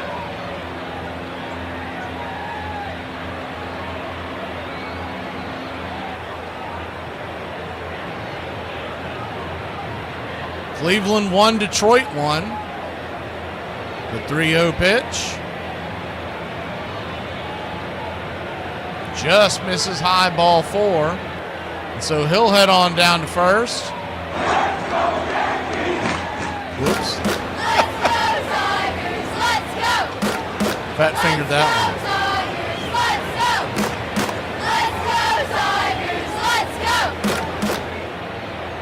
And that's going to be it for Tanner Bibby. He'll get a round of applause from the fans. 2 on, 2 out. Top of the 5th. We'll go to break. When we return, we'll see if the left-hander, is that Messick? Looked like that might be Messick coming out of the pen. We'll be back in a flash. Hello, I'm Charles Daniels. For years, we've been taking you to villages like this and showing you the heartbreak of families whose only mistake was being born poor. They need your help. And for only $2.99 a month, you can provide the Country Club for Braves Country Radio. Ask for more. Sorry? Ask for more money. Why are you starting so low? Don't get greedy. Ask for $2.99. As you can see, these villagers are desperate for your help, so don't hesitate. Dial the number and send over $2.99 a month. That's all we need. Start higher. I know, right? $2.99 a month. May not sound like a lot, but it can mean so much to Braves Country Radio. It's not even a round number. I'm just saying, why not start at $2.99 a month? That's all these people need to survive. And they'd be so lucky and appreciative to get it. So for the price of a cup of coffee. You talk about all they need to send is the bare minimum to keep us alive. How you gonna save our lives with only 39 cents? Because I'm trying to do the math in my head, but I just can't see it. $2.99 This is plenty. He keeps saying $2.99 Why you keep saying For the price of a cup of coffee. why it can't be the price of an Arizona iced tea? Because it's not the price of an Arizona, it's gotta be coffee. It don't, though. Plus, coffee is way more expensive than $2.99 You know, for a starving village, you people have a lot of energy. Hey, how much was that coffee? It doesn't matter. I bet you don't even know what country you in. I do know what country I'm in. What country you at? What country you at? Braves Country Radio. All right, Hey, if you want to see this cheap-ass white man again, you better send us $2.99. cash right now. Don't hesitate. Welcome back. First pitch swinging, coming out of the pen. And that's going to be it. One pitch, one out. Well, how about that? That was Sobrowski. He looks a lot like Messick. I thought it was Messick. I thought it was odd. We'll be back in a flash here on game number 2 of the AL Wildcard Series. Honestly, bro, I just want to be taken out. By like a sniper or like on a date? Surprise me. All right, here's an exercise program for people 50, 60 plus there that need something they can do. Get you a comfortable shoes on in a good space, plenty of room, and get you 5-pound potato bags and hold them in each hand and stick your arms out and try to hold it for a minute and then relax.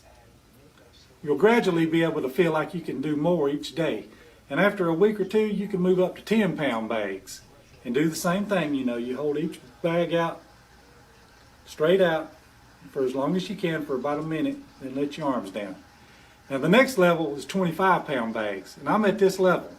And when you feel like you're comfortable doing that, you might can start putting potatoes in each bag. A little Italian restaurant close to LaGuardia, sitting at the bar and having a little snack and maybe a bottle of wine and a cold beer and watch the outcome on a little TV behind the bar, a little black and white TV, which was pretty cool. No, George Brett was not with the Royals. He was ejected. It was just more of the lineup itself. You had people all over the place. I think Guidry was in center field. Ron Guidry is in center field. Don Mattingly is at second base. The funny part was Billy Martin coming out, and he used to want to know if George touched first. And a field play to first base. These are not the same umpiring crew that was here before. They're going to field a second base now. Now, Billy could come out and say, wait a minute, fellas, how do you know that Brett touched second base because you were not here? That's right. He had an affidavit from the other umpires. Dave Phillips right there, Bobby, may have a sworn affidavit from one of the umpires in the other crew. So we add just a little more drama to the infamous Pine Tar game. You're listening to Braves Country Radio, your home for the classic call of Braves Country Baseball.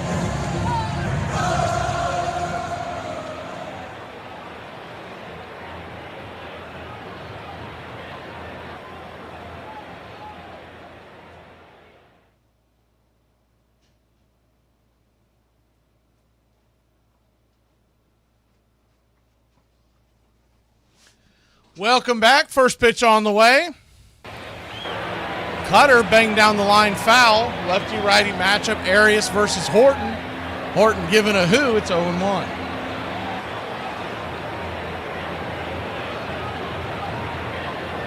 The 0-1. 86 right there on the outer edge.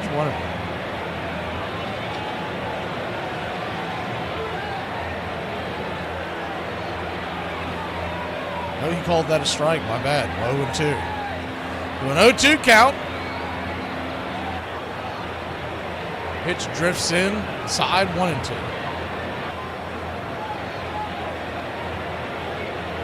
Adam Beck, known to have kind of an inconsistent zone, but I think he might have some early dinner plans as the 1-2. Swing and a miss, strike 3.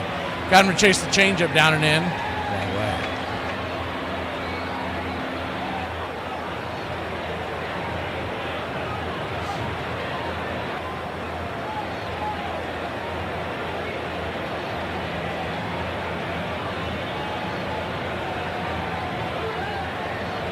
Yeah, but it's Horton in my book. I'm thinking of the Horton from the Cubs. First pitch on the way. Tyler Holton. Lefty-lefty matchup versus DeLauder. Chops it foul. It's 0-1. The 0-1.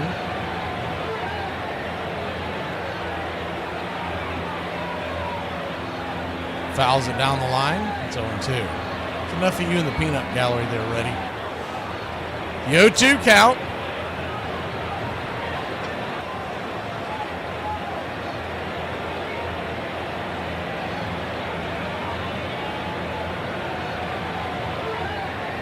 0-2, down and away, 1-2. S. Day Lauder, his family's been standing at attention. I mean, the entire time they show his family, they have been standing. You know, whoever's sitting behind them is loving that. The 1-2. Down and away, 2-2.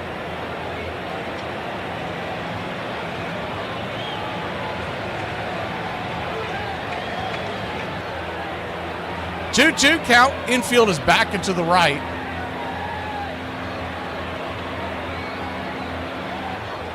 Left-hander kicks and deals. Swing, chops it foul. We'll do it again.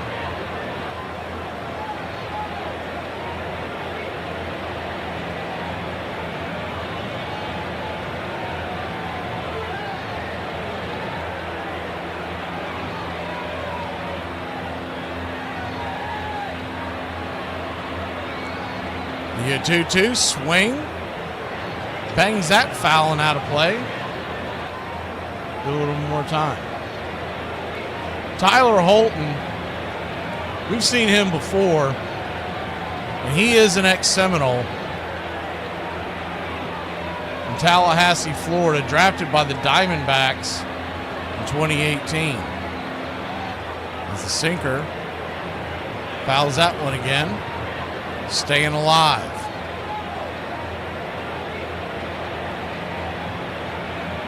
Drafted out of Florida State in 2018. You've got two Seminoles, one on each side.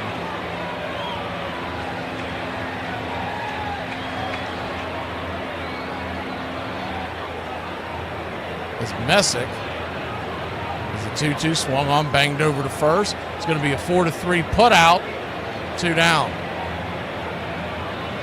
Messick for Cleveland. They haven't given the exact rotation yet, but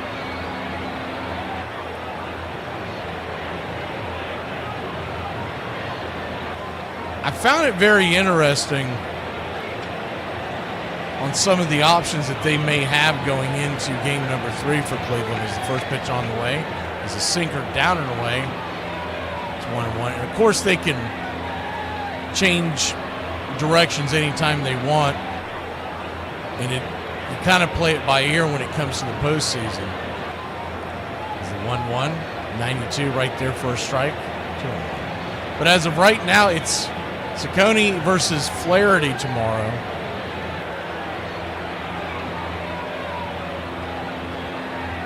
They had originally put Flaherty on as the game 2 starter.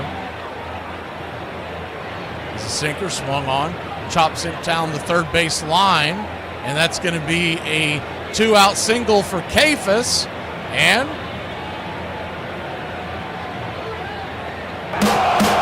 Cleveland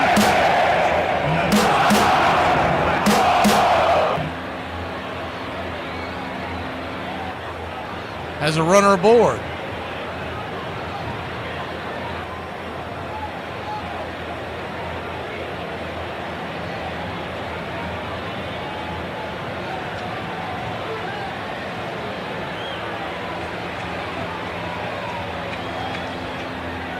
The 0-1 pitch is fouled back out of play. It's 0-2.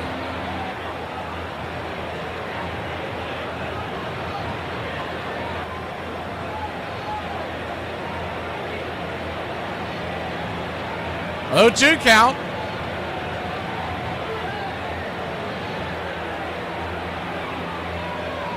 Pitch on the way, cutter down and in. 1-1. Rocchio 0 for 1 on the day, a 1-1 count, 2 out, 1 on, infield, back into the left, the pitch, inside, good pitch, cutter, grabs the top corner, 1-2.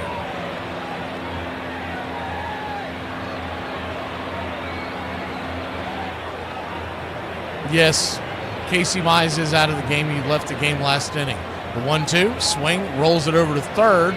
Should be an easy 5-4 put out, and it is. McKinstry to Torres. We'll be back in a flash, tied at 1.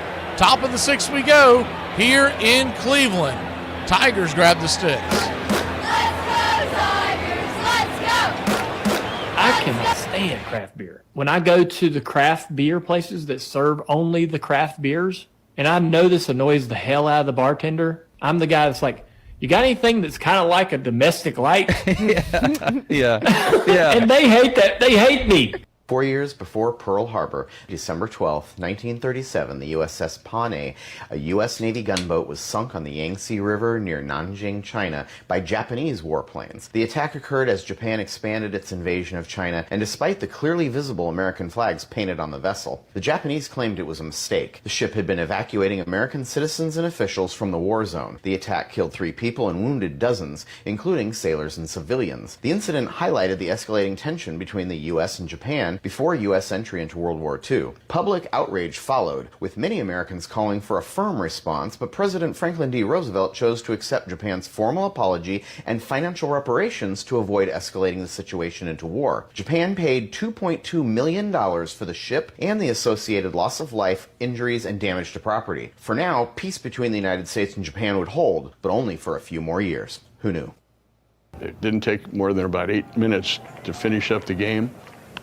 And that may do it. Frank White over to John Wathen, and the Pine Tar game is over. Then we all jumped back on the airplane went to Baltimore. But the whole thing was so unusual. That's why everybody still remembers and talks about it. When I was a kid, that was my favorite. Like, turn the VCR on. Dad, we want to see you go crazy. We want to see you go crazy. That is called out for using an illegal bat. It's a great scene. It's a great piece of footage. I think it shows George's intensity. It's one of the iconic moments in the history of the game. Braves Country Radio. Welcome back.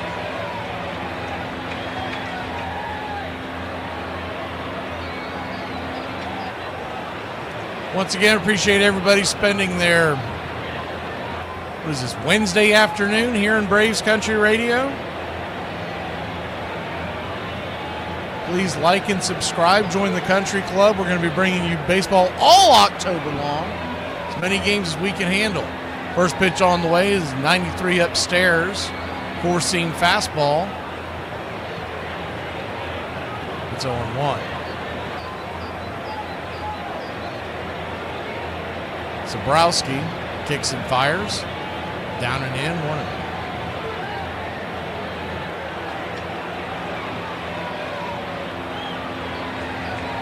1-1 count. Lefty-righty matchup. If you're just waking up to the news or whatnot, Brian Snicker has stepped down from the managerial role of the Atlanta Braves. The 1-1 misses outside wide to him. They will keep him in the Braves front office, calling it an advisory role. The 2-1 pitch. High and out of the zone. 3-0.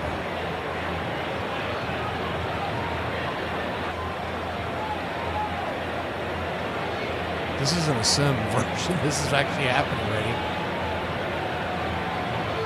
The 3-1 swing and a miss. Full count. Those of y'all who may be new to all this is our 5th year here on Braves Country Radio.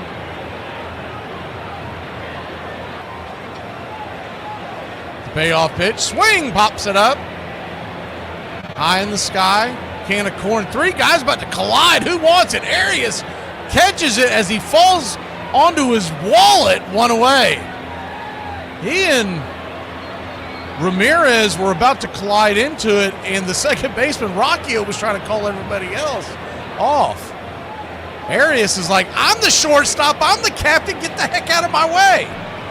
F6 in your scorecard. We've already had a couple of defensive gaffes in this game.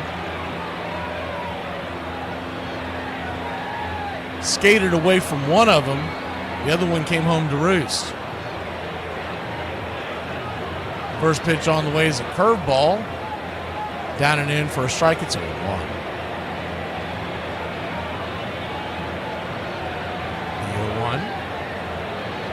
The 0-1. Dylan Dirk Diggler takes the curveball down and away.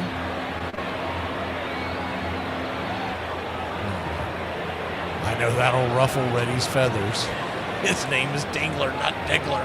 You can't call him that! 1-1 count. Brings it. 94 misses high. 2-1. Sobrowski, we saw most of this rotation on the series that we've done. And this Cleveland bullpen is legit. The 2-1 swing, fouls it back. 2-2. Such a close series can swing on any kind of play. I mean, that pendulum swinging back and forth on this series. You got two teams that saw each other all year long. I think talent-wise, you can make the argument that they're almost dead even. Is the 2-2 down and in. Four-seam fastball misses, full count. The wind is starting to bend the trees. That's how hard it's blowing in from center field. This is unbelievable. It's almost like hurricane force winds. This is bending trees. The flag is the four-seam fastball will miss just below the knees. Ball 4. And he'll head on down to first. Let's go, Tigers! Let's go! Let's go, Tigers! Let's go! Let's go, Tigers! Let's go!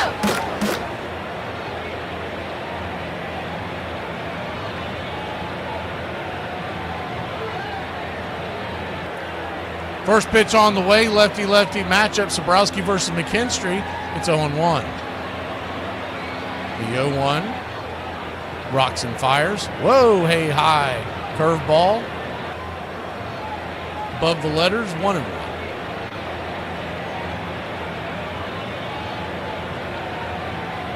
The 1-1 count.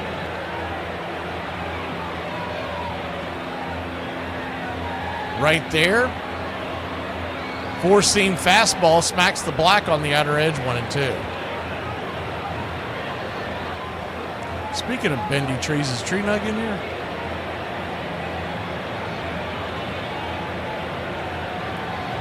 The 1-2. Kicks and fires. Swing! Fouls it back. We'll do it again.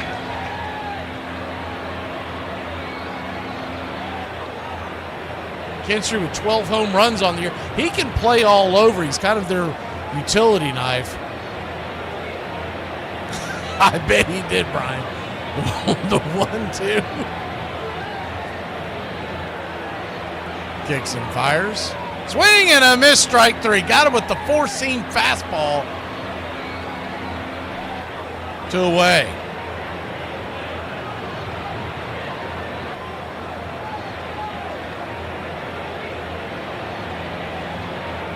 Man, he blew that right by him.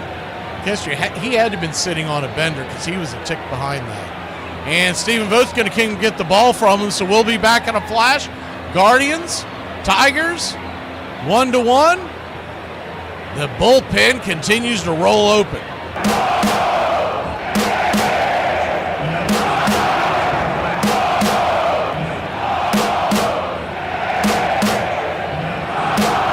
More drinks, huh? That's what I'm talking about. Garcon!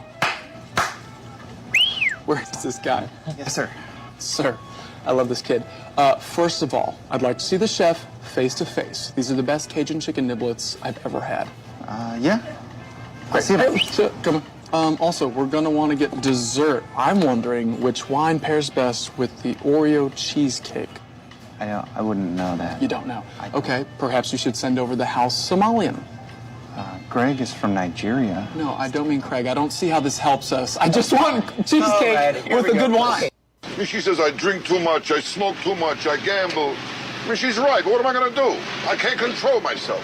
No, I got no, what's the word I'm looking for? I got no, class. Nah, we know I got class. Going into 85, I don't think anybody saw them as a real World Series threat. Hi, boys and girls. They had some young pitching, but the offense was clearly not going to score a lot of runs, and they needed George to be George again. He'd been an all-star, been a good player, but he had not been that sort of epic player that they needed him to be. And that was the message that Royals co-owner Avron Fogelman conveyed to him in no uncertain terms that offseason. He invited me down to play golf for 3 or 4 days, and I went to some meetings with him, and he kind of laid the law down to me. He says, here I have all the confidence in the world. I'm paying you more than anybody on the team, and you don't take care of yourself. I was getting heavier. He could tell some day games I wasn't all there, and so he told me, he says, you better straighten up and fly right and get yourself in the best shape of your life, and so I did. That's the first year ever I worked out in the offseason. That's what spring training used to be for. You're listening to Braves Country Radio with Mac McGee, the classic call of Braves Country Baseball. Hunter Gaddis will climb onto the bump, see what he's got to give the Guardians. First pitch on the way is a slider. Bounces foul back behind home plate. It's 0-1. Let's see if the action cam is working a little better now. We pulled the screen back so you can see what's going on with the base pass. Runner at first, 2 outs. Infield back into the right. Or back into the left, excuse me, the 0-1. Swing, hammered through the hole, in between the 5-6 hole. Both diving attempts by Ramirez and Arias. Baez sneaks it through for a 2-out single. Runners on first and second. 2 outs.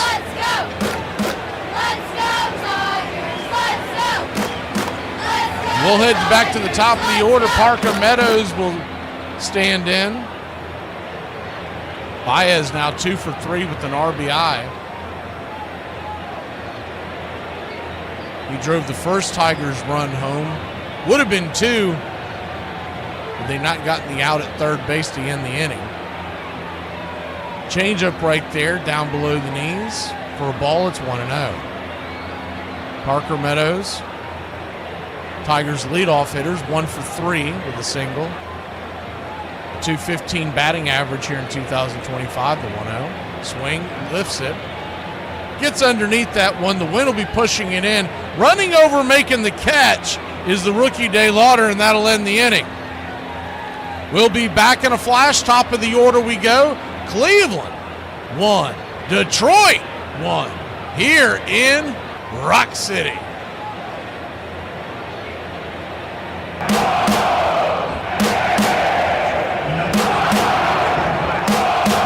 Best home run I think I've ever given up was I gave up Ken Griffey Jr.'s last ever home run. This is his game jersey from that day. I paid the clubby $500 to get out of the, swear to God. I carried this jersey with me for like 3 years because we were playing in Texas, and I knew we would be back in Seattle at some point, and he was going to sign it. And I was like, I carried it with me every time I went out there. Finally, Adam Jones was in our clubhouse, and him and Adam were pretty tight. Caught him on the way out. I was like, hey, I've got your jersey. I would really, really like for you to sign it. And he's like, man, I got some stuff going on. I gave up your last ever home run. It stopped him. And he turns, he goes, no, you didn't. He takes me into the clubhouse manager's office. Him and I sitting at the clubhouse manager's and watched it. And he goes, no shit. And I was like, and I paid the clubby $500 to steal your jersey.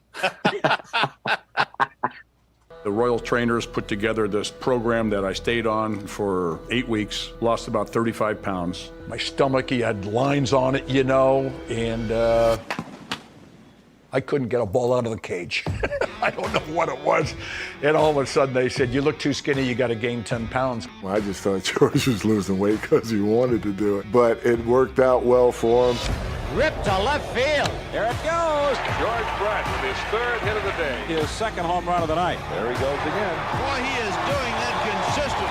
There is George Brett at his best. It would be an incredible season for him at the plate, a .335 batting average and a career-high 30 home runs. And just as impressive was in his 12th big league season, his first ever Gold Glove. He's slow. Oh, what a play by Brett while on his knees. Line, but Brett spears it.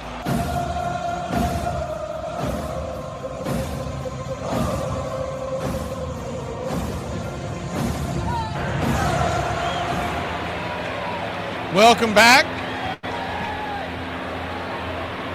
For me, it's John Smoltz, and it's not even close. But you got to realize Tom Glavine left to go to the Mets, so that's always going to be stuck in our craw.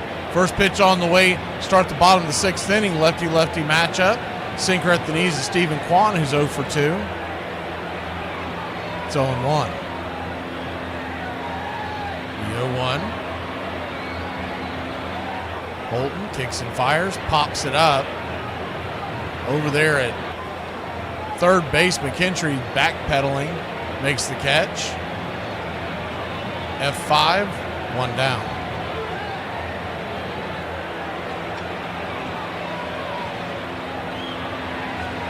John Smoltz was the best postseason pitcher the Braves had. It wasn't close. His numbers in the postseason, and that's kind of how I rank them. Because if you go to the post and we can rely on you in the postseason, that's all that really matters. Smoltz's postseason numbers dwarf Maddox and Glavine combined. But regular season pitcher would be Maddox. That'll be it for Holton. Holton will hear a hoo, maybe a boo, as we head to break. We'll be back in a flash. 1-1 your score. In a game that could eliminate Cleveland, they don't get the rally going.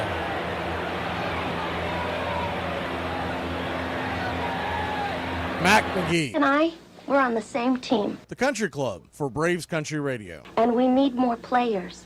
We need you to help us win the battle against hunger and poverty. You can sponsor Braves Country Radio.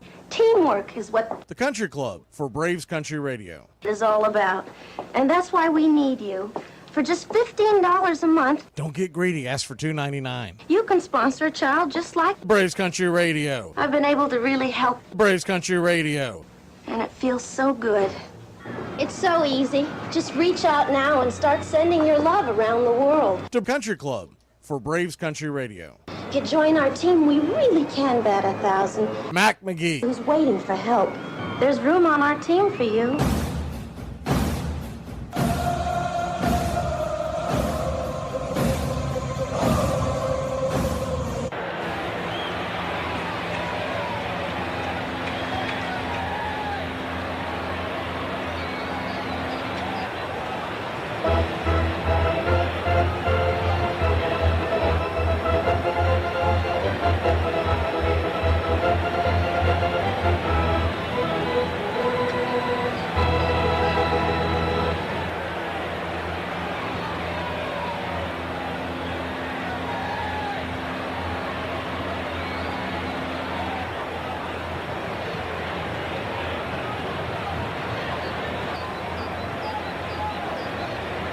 Welcome back. We got a tie ball game here.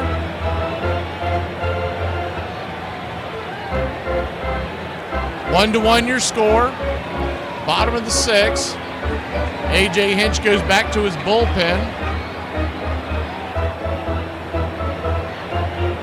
Finnegan will come on.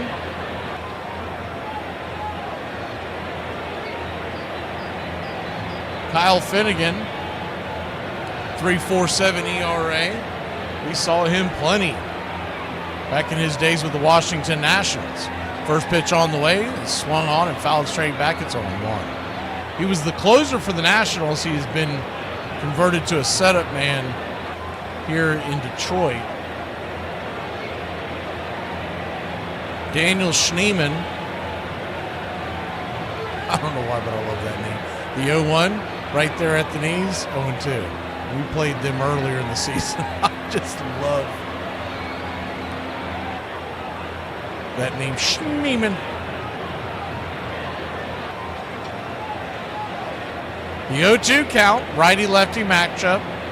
The pitch, swing and a miss, chase the splitter down and in. 2 down.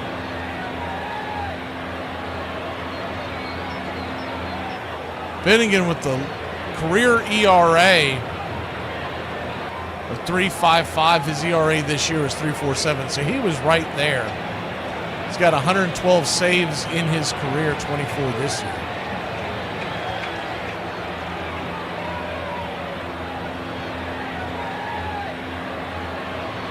That'll bring Ramirez to the plate. Joe Ram takes the first pitch off the plate, four-seam fastball. It's 1-0.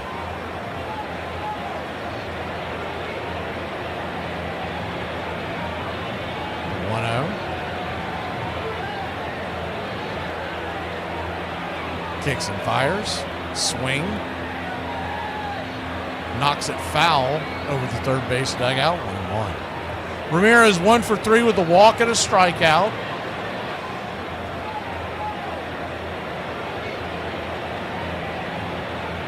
And yesterday's, he's 0 for 1 today with the walk.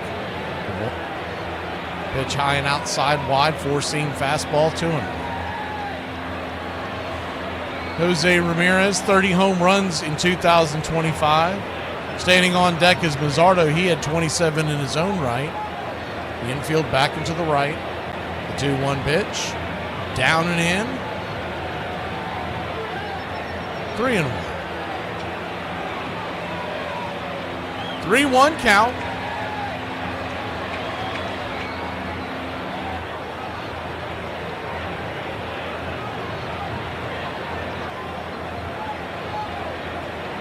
Brings it.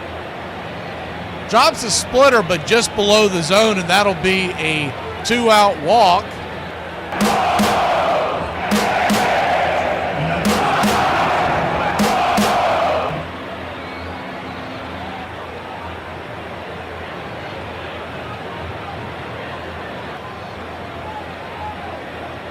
And Mazzardo due up.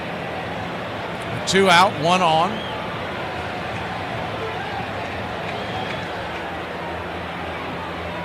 First pitch on the way is a four-seam fastball, P at the knees on the outer edge. It's a 1.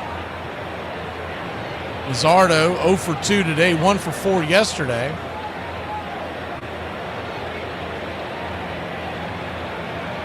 The 0-1, 97 just misses.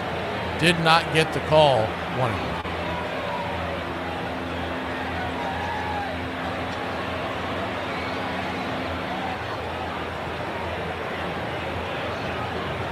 1-1 count. Brings it. Swing, chops it over to first, and that will end the inning. So 1-1 your score. We go to the top of the 7th here in Cleveland in a tie ball game. Detroit grabs the bats. Let's go, Tigers! Let's go! Let's go, Tigers! Raise your hand if every night around 10 p.m. you realize that it's only 6:30 p.m.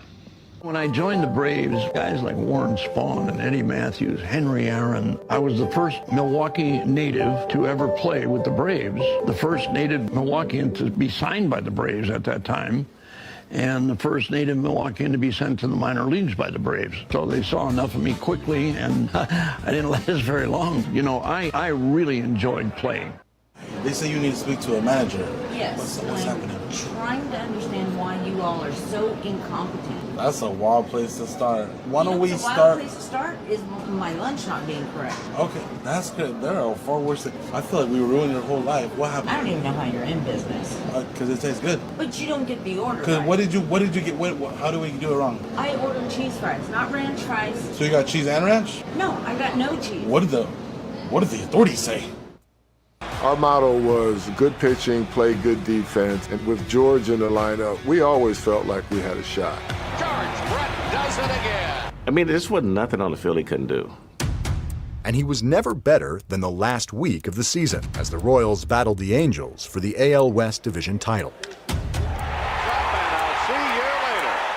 It was just one of those things that got hot at the right time. In the final 6 games, Brett had 5 homers and 13 RBIs and hit .450. KC would win the division by a game, lifting them into the ALCS and a matchup with the Blue Jays. Batting third. At third base, number 5, George Brett. But the Royals would drop the first 2 games of the best-of-7 series in Toronto. And they'll take a 2-0 lead to Kansas City on the Al Oliver base hit. The only consolation for the Royals, there's still time to regroup. See you Friday in KC.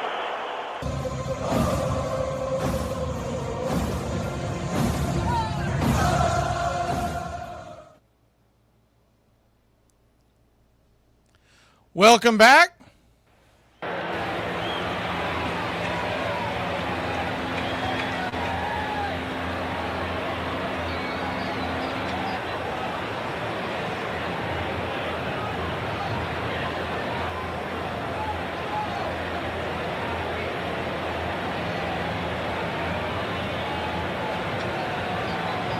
We head to the top of the 7th. 0-0. 1-1 your score, excuse me. First pitch on the way is right there for a strike from Gaddis. It's 0-1. The 0-1. Fouls it up with a pitch outside the zone to Gleyber Torres. 1 for 3 on the day. It's 1-1. 1-1 count. Swing, fouls it away. 1-2.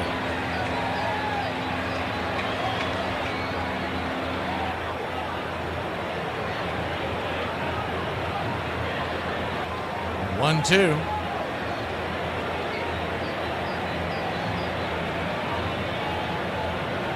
Inside, did that get him?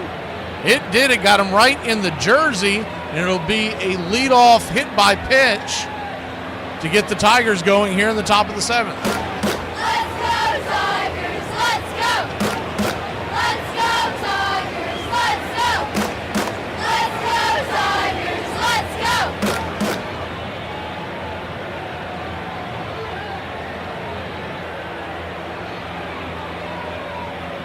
Man, did it get him? That was, I don't know. He wears a pretty tight jersey. I didn't see it actually. If it hit anything, it hit a button. I mean, they must have heard something. Maybe it might have hit a button. First pitch on the way is a changeup off the plate. Carpenter, who's 1 for 3 on the day, it's 1-0. 1-0.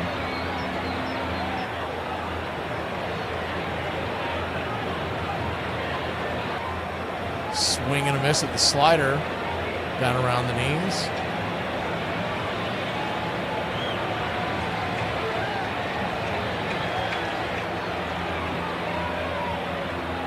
One count.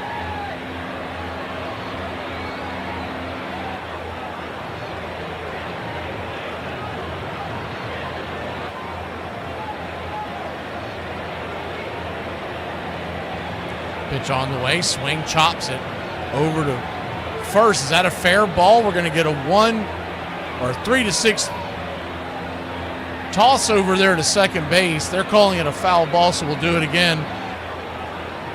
Runner back to first, nobody out, 1-2 count.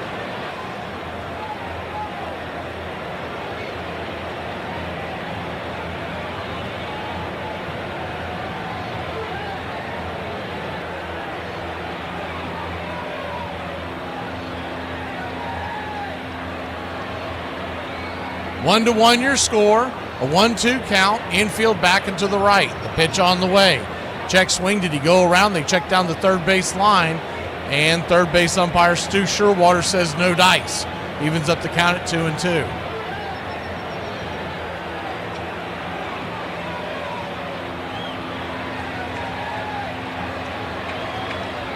The 2-2 brings it. Swing! That ball's hammered down the right field line, but foul into the second level here at that. I think that banged off the facade here at Progressive Field. No, it bounced off one of the rails. Never mind. I thought it hit that top of facade just underneath the top level. The slider once again, down and in, chops it foul. We'll do it again to it.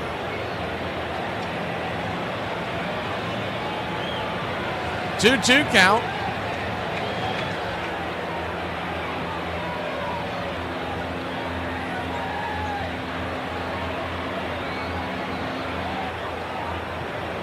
The pitch just misses changeup. So you got a full count now. Runner at first, nobody out.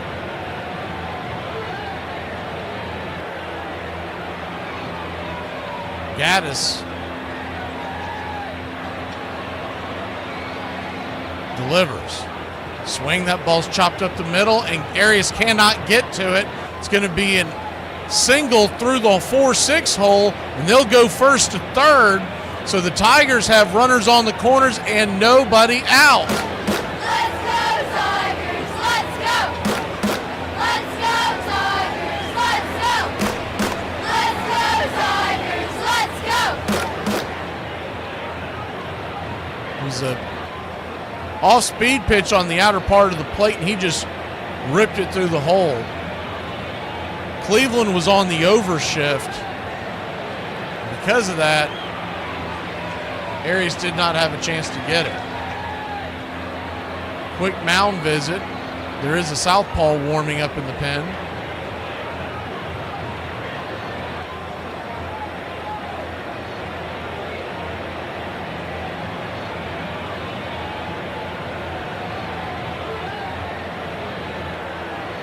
Riley Green steps to the plate. Runners on the corners, nobody out. You got Green at the plate and Perez on deck. You almost wonder if this might be a stall tactic to get the...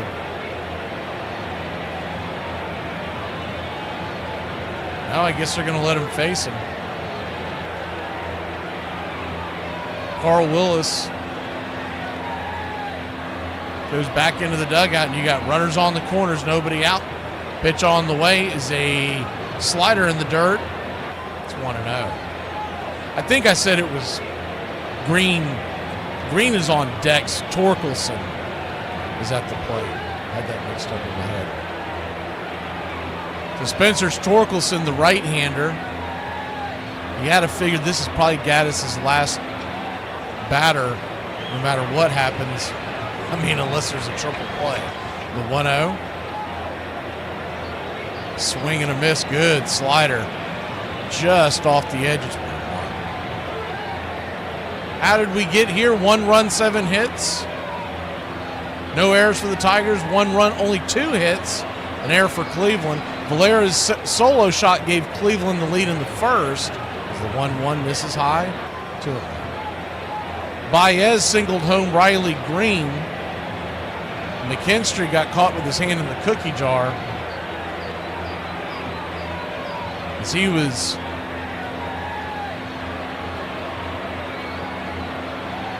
the 2-1 pitch. Swing pops it up. High into left field. Not very deep. Coming in, calling off Arias is Stephen Kwan. He'll make the catch. 1 away. Runners stay put. Torkelson was trying to get some depth on that out, but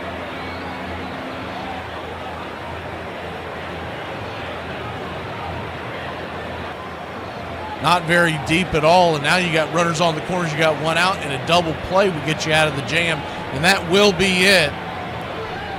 So Gaddis got him out of that little bit of a jam, but now it really gets interesting because you got the left-hander coming on, and you got runners on the corners. We'll introduce the southpaw when we return. Cleveland, Detroit, knotted up here in Game 2. So the new iPhone now lets you say which of your contacts are mentally ill. They call it adding pronouns. You're completely delusional. I mean, by the way, all of us have become so damn weird. I think we're just hitting our stride. Oh, you think we're hitting our stride? Yeah. Really? I think we have more costumes in the bar than we do cats. I mean, what if I said I wanted to become a man cheater right now? What would you do? I go get the spots. He's got spots. Why do you have spots? You shouldn't have spots. That's absurd, man. It's absurd. What about the underage drinking scheme? I wasn't even here for that. But that made sense. It worked. You know what? I gotta get away from you people. That's what it is. I fly off the handle every 5 seconds now. You know what? Well, you're all insane. I'm storming out. What? Don't copy me. I'm the one who's angry. Damn it! You don't storm out on me. I storm out on you. I'm the one who storms out. I'm the one who... Inflation rate month to month was just an inch. Thank God inflation's only up an inch. Imagine if it was up a whole foot. My 401k is currently down 2 centimeters. I'm too old to be worried about why mother don't like me. You and your reason. So they were down 2-0. George went to his teammates and said, just ride my back. I just follow me. Everybody says I said before the game, jump on, I'll carry you guys. No, I never said that. I was never that confident. I always had a lot of confidence in my ability, but you don't know who's going to show up. I always played better when I was nervous. Always did. When you're nervous, that means it's important. Brett's first at bat would come with 2 out in the bottom of the first against Toronto's Doyle Alexander. A ball and a strike to Brett. Well hit deep right. If it stays fair, the Royals are in front. And they are. Home run Brett. 1-0. I gave you $1 and your father gave you $1, how many dollars would you have? $1. You don't know your arithmetic. You don't know my father. Welcome back. First pitch on the way from the left-hander. Misses high and outside the zone.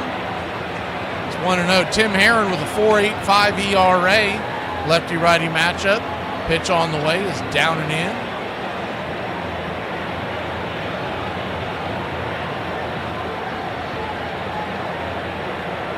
Jones, who's on to pinch hit for Green. It's 2-0.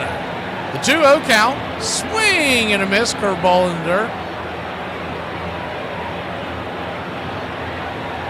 So we're really in the middle of our busy season, but I did find out we have, I think I heard 4 hats available still, and we're going to give people a deal if anybody wants them, because we're trying to get ready for the next season and also going into the Christmas area. We're going to get stuff up there. But for argument's sake, we're just going to give those for $20 out the door shipping as the curveball down and in. 3-1. If you want those, send it to our Cash App and give me your email, and we'll go from there. We'll make sure we get your address. 3-1. Curveball touches the very bottom of the zone is being called. Full count looked like it missed the zone, but a full count now. Cleveland crowd trying to rally the troops. The pitch. Swing and a miss. Strike 3. Chase the curveball down off the plate. Tough pitch.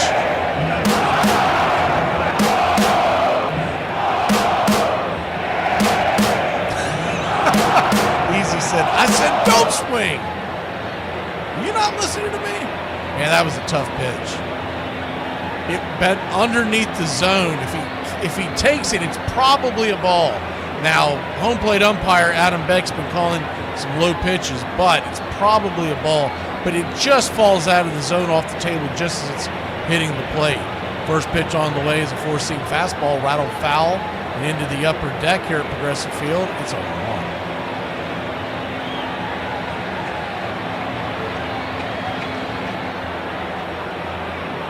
We appreciate you becoming a Country Club member, Ready 70.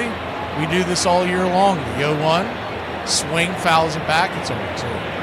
And once again, next year, we did a few of them in the back half, but we're planning on doing more and more this coming year of bringing you out-of-town doubleheaders, as we call them, where it'll be a doubleheader a few times a week. The team's not called the Atlanta Braves, the 0-2. Swing, chops it down the first baseline. As long as we're getting interest and people want to tune into it, we're planning on doing a few of them a week. Just got to work it in with my work schedule, see what that's going to look like in the spring. But I enjoy doing it because I like seeing other teams play. And I just love the game of baseball so that, and this is extra special, the postseason, the 0-2, fouls it back. What we tried to do is West Coast games and do a double dip after. But I think what we're going to do more this season is try to find day games, like a day-night split. Is the 0-2. Swing, rips it down the third baseline. Foul. Because the Braves have gotten to where they don't play a lot of day games during the week anymore. So you could almost rely on the fact that you grab some of these out-of-town doubleheaders, and then you get a small break and you bring the night game. And I could see us being able to squeeze that in about 2-3 times a week. The 0-2 count. Perez digs in. Swing! That ball's hammered up against the screen. Over the Guardians' dugout on the third base side. We'll do it again. Tigers 1, Tribe 1. Runners on the corners. 2 outs, 2 strikes. Atmosphere absolutely electric.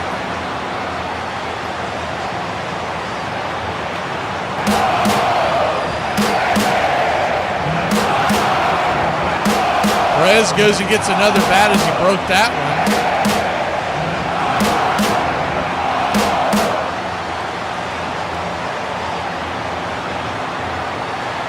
2-2 count. Aaron digs in. Brings it. Swing and a miss. Strike 3. Yak him. Sit him down, Joe. His fingers is so. We'll be back in a flash. Cleveland, Detroit, 1-1. It's time to get up and stretch.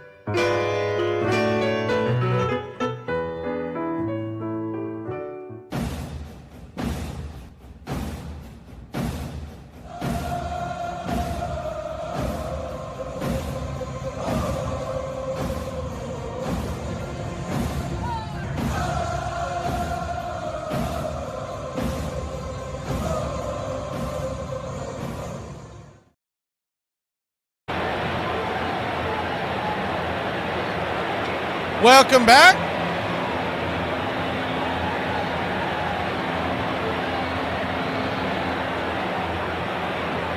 One to one your score. We're heading to the bottom of the 7th inning. It's an elimination game for Cleveland. Detroit, if they lose today, they will square off again tomorrow. They haven't officially given a time yet, but if everything falls into place, it could be exactly the same time tomorrow. 1:08 was the first pitch today. First pitch off the 7th inning stretch is a 4-seam fastball. Finnegan's still in there. Righty-lefty matchup to Bo Naylor. It's 0-1. The 0-1. The shadows start to cross over home plate. Takes and fires. Swing, lifts it high into left field. Will it stay in play? Giving chase, making the running catch. Out there in left field is McKinstry. One away.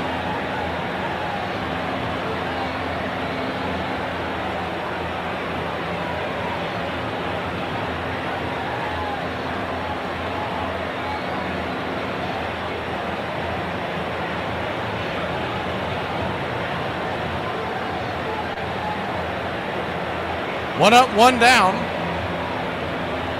And that'll bring Arias to the plate. Arias takes the first pitch down below the knee, splitter. It's 1-0. Righty-righty matchup. DeLauder stands on deck. 1-0, swing and a miss. 1-1. I mean, I don't know how in the world his nickname in Cleveland doesn't become Estee. Estee Lauder. I mean, you got to go. Hey, come on. The perfume. Something to do with the perfume. 1-1 swing, chops it down towards third. Is it a fair ball? It is. 5-3 put out, wide throw, but holding the bag is the torque wrench. 2 down. Good play over there by Ibanez, who came in for Jones, who pinch hit for Green.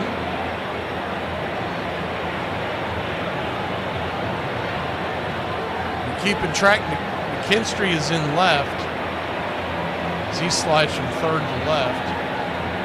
They're double looking at this.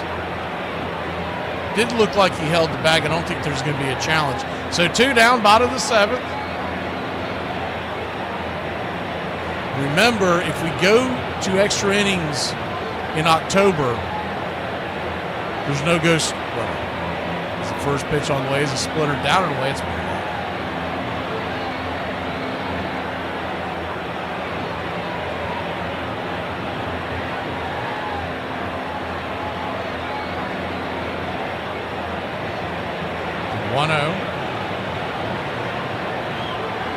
swing, rips it into center field. Making the running catch is Parker Meadows, and that'll end the inning.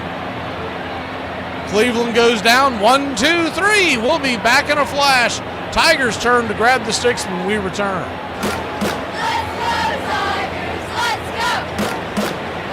Excuse me, sir. Why are you a Mets fan? I'm not. Pains me to have to say this to you, but there's a chance I may not be here at 11. But you have to stand up for what you believe in. We have very strict policies in the Channel 7 News Department. The Girl Scouts called and said, Bill, it's that time of year again. Cookies. They, the little girls, will start knocking on doors this Friday.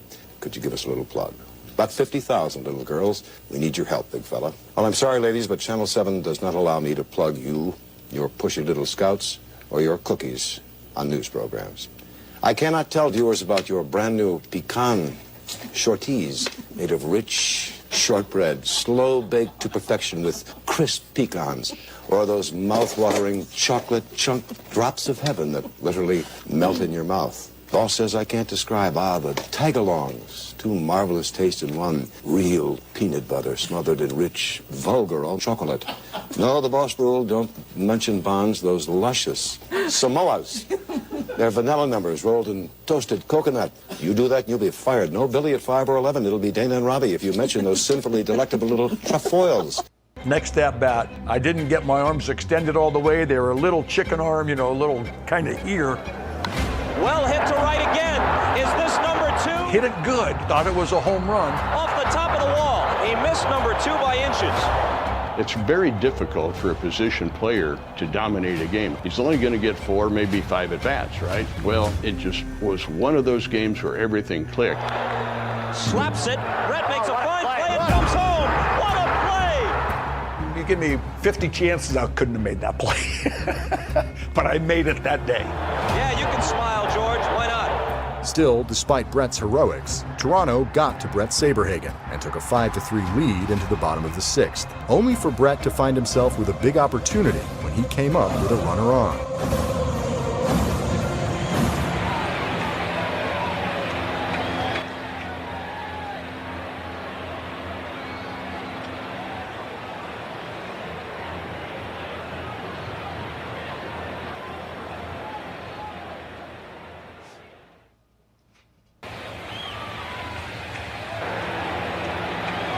Welcome back.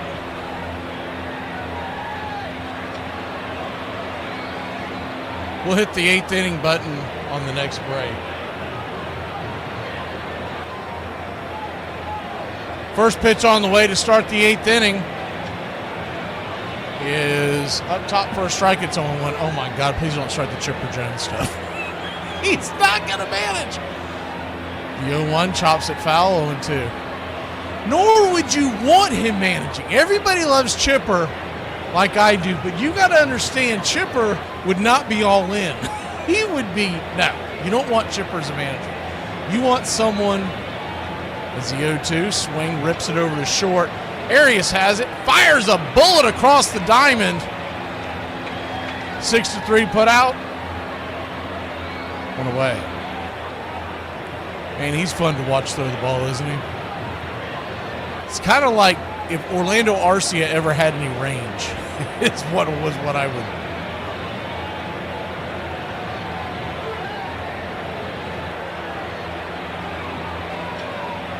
Rocker's got a huge social media following. You don't want anything to do with that either. he'd be putting stuff out there just to do it. Zach McKinstry takes the first pitch upstairs for a strike. It's 0-1. The 0-1. Swing and miss at the changeup, 0-2. To catch everybody up to speed, De Lauder is now in right field. And they pinch hit for Valera. They put Schneemann in center field. And on the Detroit side, Ibanez is at third. And McKinstry in left. 1-2 count, top of the 8th.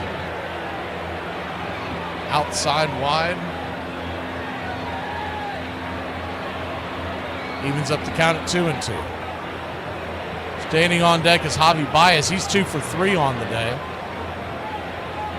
Jacob Junis fires a 4-seam fastball in there, nowhere near the zone, full count. Junis was a longtime journeyman starter, and they've transformed him into the bullpen. He's done pretty well. The payoff pitch, inside, nowhere near the zone, changeup, ball 4. So Detroit puts the go-ahead run up on first. Let's go!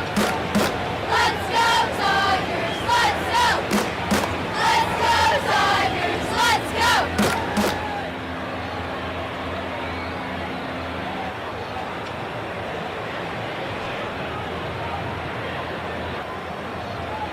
Runner at first, 1 out. There's been a pretty heavy, so if y'all remember, as the first toss over to first base to keep the runner close by, really close. McKinstry almost got caught with his hand in the cookie jar. He got underneath the tag just in time. Infield back and to the left.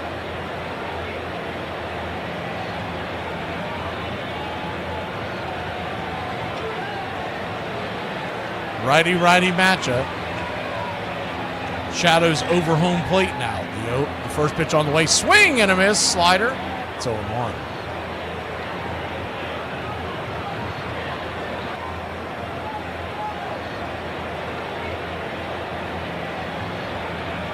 The 0-1 count. Down below the knees. Slider. 1-1.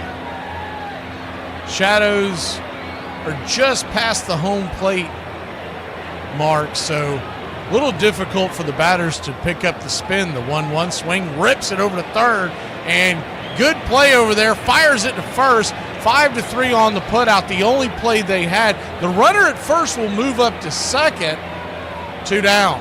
So the go-ahead run is in scoring position in a tie ball game.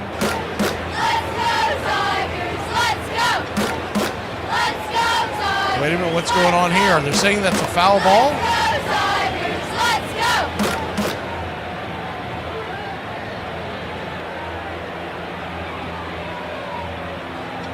Now they're making a pitching change. They were showing McKinstry heading to the dugout, but that's because there's a pitching change. Okay, we'll be back in a flash. It's 1-1, and the bullpens open up again, son, here in Cleveland Progressive Field.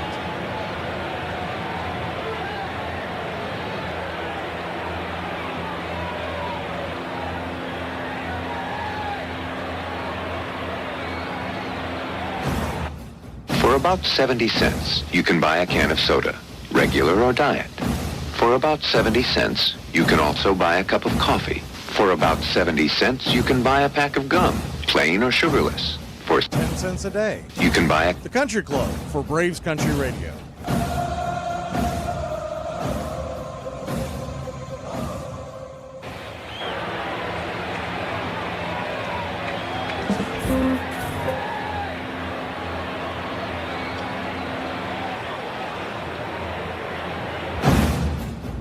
Six miles to Chicago. We got a full tank of gas, half a pack of cigarettes. It's dark, and we're wearing sunglasses. Hit it. It's happy hour. When wins become losses and losses become wins. You guys going to happy hour? Yeah? Yeah, I'll come for a couple. Just a couple, though. Not like last time. When buying a beer, don't make this mistake. Buying only one beer can cause a misalignment in your spine due to the uneven weight distribution. This can cause unnecessary back pain and potential spine issues. To prevent this, carry 2 beers, ensuring your body is balanced and proper health maintained. Okay.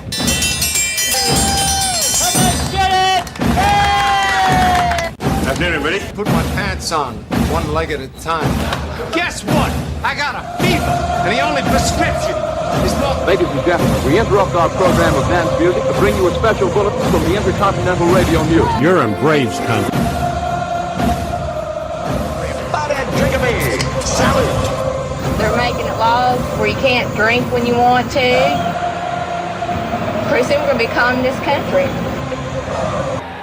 Welcome back. We'll try that again on the next break. First pitch on the way is a four-seam fastball right there. For a strike, it's 0-1. I thought I could get the whole thing in, but they came back pretty quickly. The 0-1, righty-lefty matchup. New pitcher on is Cade Smith. Splitter down and away.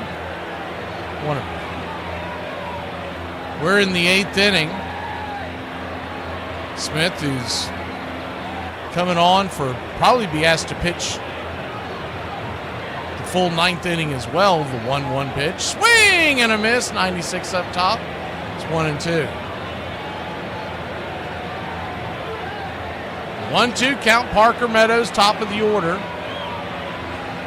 He's 1 for 4 on the day. Infield single. The first time up. The 1-2. Swing and a miss. Strike 3. Got him with the splitter, bending off the table, and that'll end the inning. It's 1-1. Let's try this again. 106 miles to Chicago. We got a full tank of gas, half a pack of cigarettes. It's dark, and we're wearing sunglasses. Hit it. It's happy hour. When wins become losses and losses become wins. You guys going to happy hour? Yeah? Yeah, I'll come for a couple. Just a couple, though. Not like last time. When buying a beer, don't make this mistake. Buying only one beer can cause a misalignment in your spine due to the uneven weight distribution. This can cause unnecessary back pain and potential spine issues. To prevent this, carry 2 beers, ensuring your body is balanced and proper health maintained. Okay. Let's get it! Afternoon, everybody. Put my pants on, one leg at a time. Guess what? I got a fever, and the only prescription is more... Ladies and gentlemen, we interrupt our program of dance music to bring you a special bulletin from the Intercontinental Radio News. You're in Braves country. Drink a beer. Salute. They're making it laws where you can't drink when you want to. Pretty soon we're going to be communist country. Yeah. For me and the Lord, you gotta understand it. We're on a mission from God.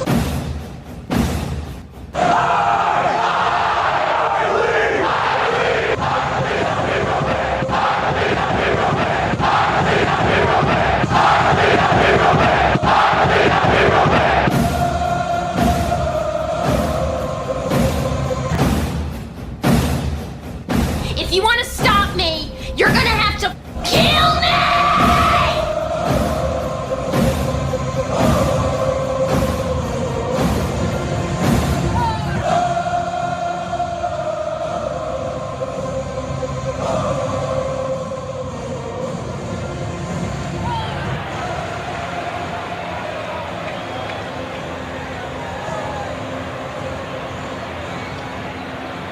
Welcome back.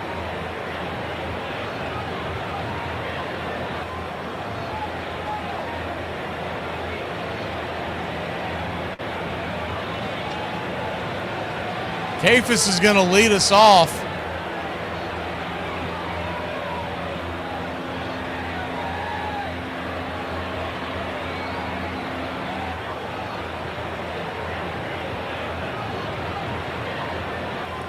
As we start the bottom of the 8th inning, first pitch on the way is a swing and a miss. A mighty hack. He was trying to go for the downs on there versus Troy Melton.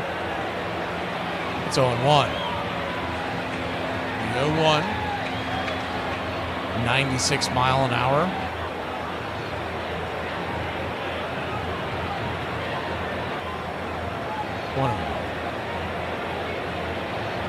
One 1-1 count. Swing and a miss, splitter.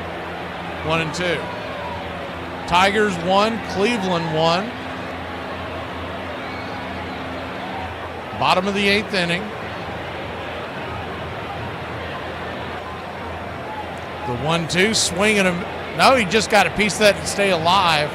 The Shadows are completely over home plate, and they're making their way to the mound, but they're not there yet.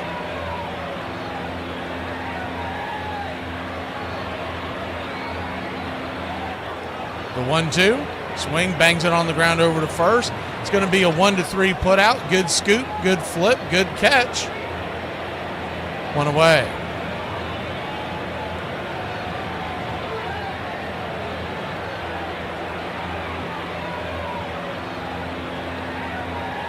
One up, one down.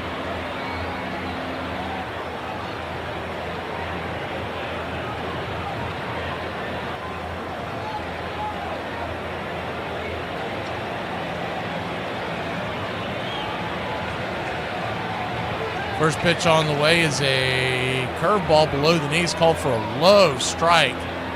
Rocchio. Melton. What you'll get from him is the 0-1, swing, chops it foul. Splitter, 0-2. He's got a four-seamer, and it's a good one. Flirts with triple digits every time he yanks it. He's got a slider, a sinker, a cutter, a split, and a curve. But mainly you'll see the four-seamer, splitter, and slider. The pitch on the way, swung on. That ball is belted. High, deep, going back, on the track. Zip, boom, bam, it's gone! Ram-a-lam-a, ding-dong! A solo shot, and Cleveland has taken a one-run lead. 379 happy feet later, and Rocchio may have just put the knockout punch. Here in game number 2 to tie it up. Wow.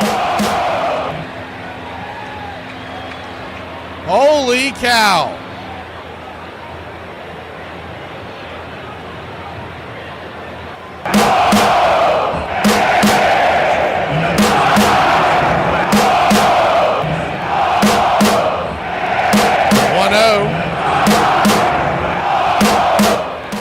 Swung on and foul back. It's 1-1. 1-1 count. Kicks and fires. 89 right there on the inner edge. Splitter, 1-2. Stephen Kwan in the top of the order now. He's 0 for 3 on the day. He really hasn't done much this series.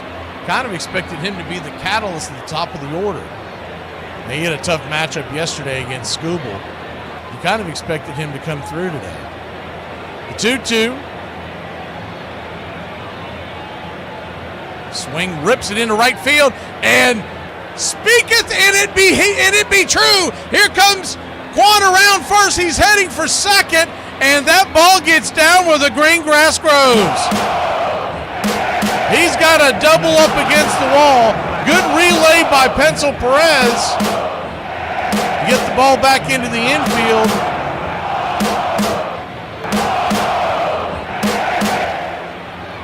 He smoked that one. And Cleveland looking for a little insurance.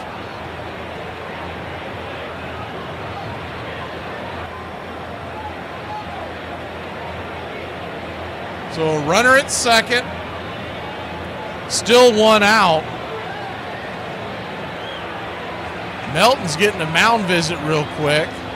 You got to think about from the Detroit perspective, you don't want to cook your bullpen trying to chase down this game. You'd like to see Melton finish this off because you've got a game tomorrow if you can't come through today.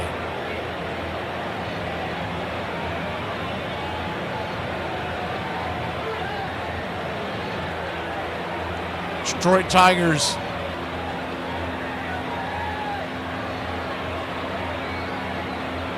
pitching coach out there, Chris Fetter.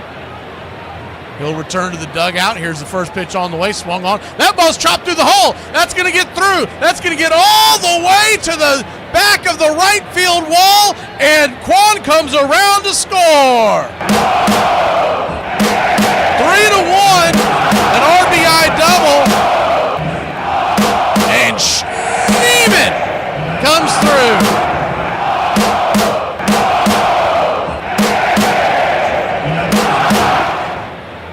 So here we go. 3-1 your score. Bottom of the 8th.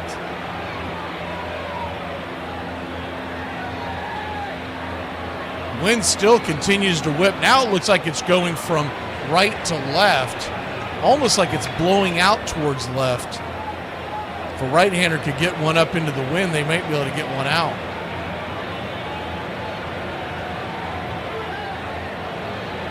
Schneeman with an RBI double.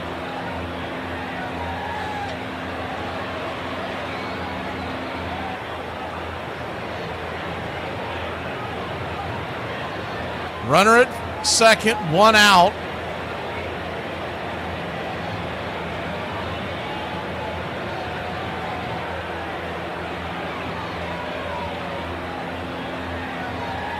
And it looks like Hinch is going to go to the bullpen. He was buying some time. Jose Ramirez is coming to the plate, but we're going to find out who in the world is going to try to stop the bleeding when we return. 3-1. Tigers still have an at-bat left. We'll be back in a flash. I don't know which one of my coworkers need to hear this, but anything happening past 12 o'clock on Friday is definitely a Monday problem. You know those nights where you just do not feel like drinking? Well, tonight's not one of those nights. We're getting cheers.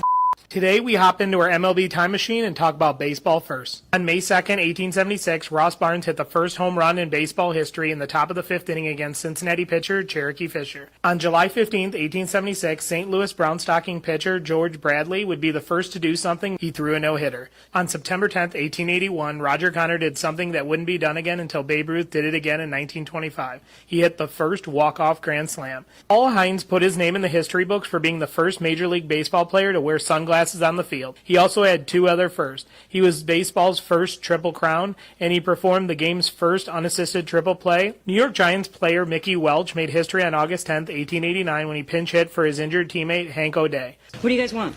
Let me get a bacon, egg, and cheese on a hard roll with a side order of fries, cheese, and gravy, and a bowl of gravy on the side. I'll have the same thing plus pancakes. Chocolate milk? You know it, honey. And I'll make it 2.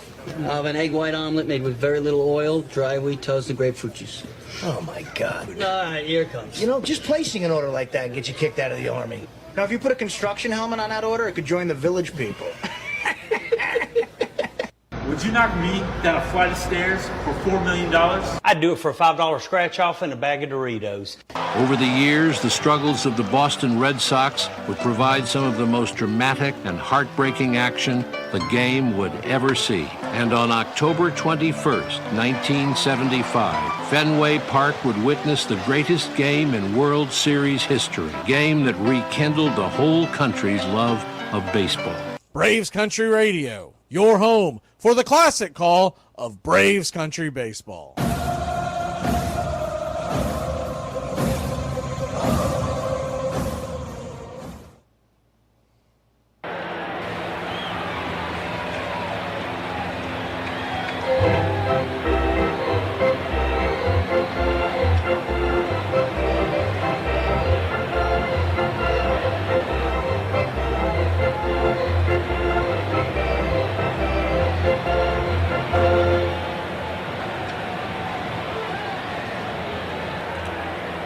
Brant Herter's coming on, the left-hander.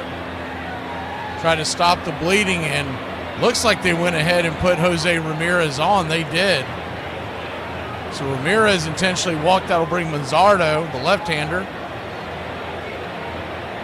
Now you got a really tough look now because the shadows are over home plate.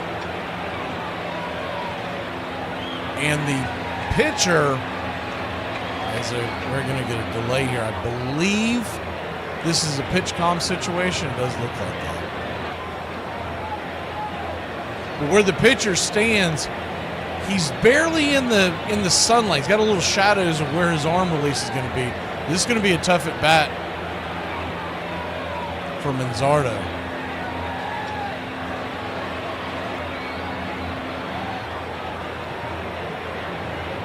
I appreciate that, Ready 70. Runners at first and second, one out. This series has been so fun. I'm not saying I'm rooting one way or the other, but I wouldn't hate a game 3, winner take all. Those get really interesting because you just never know what you're going to get out of the bullpen. Tonight we've got 6 p.m. Red Sox Yankees. Cleveland here leads 3-1.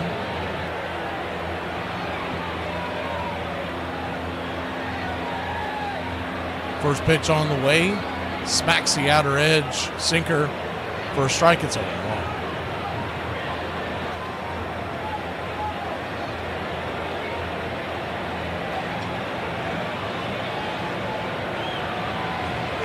The 0-1. Swing and a miss. Sweeper off the edge. It's 0-2. 0-2 count.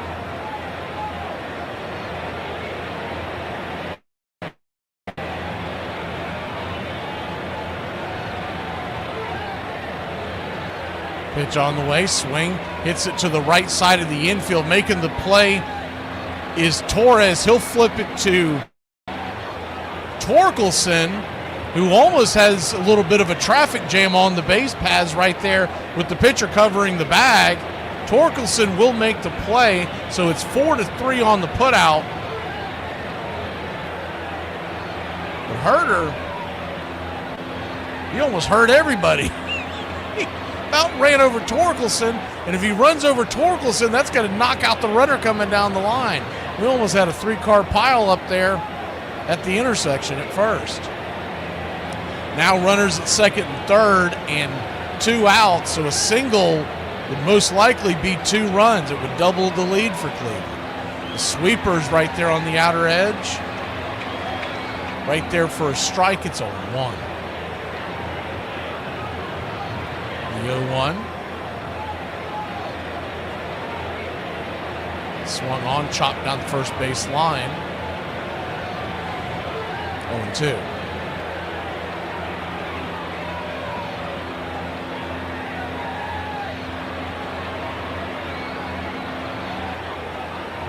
Oh-2 count.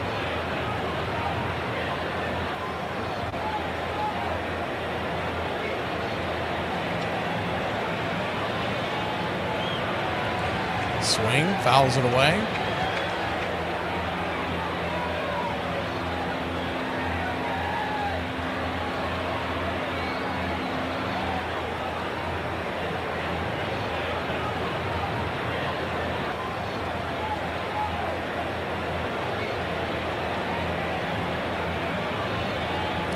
The 0-2.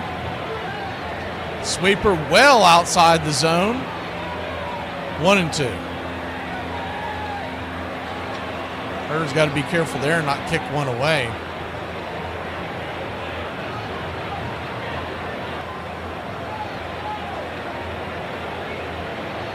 The 1-2 from Herder.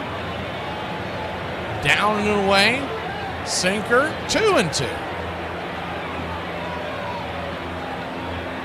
It's a weird thing to say, but if you're Cleveland, you almost want this inning to end so you can get your guy out there, Smith, to shut it down while the Shadows are doing all kinds of stuff there on the mound before it crosses over. The 2-2, swing, bangs it foul off his foot. It'll roll to first, but dead ball.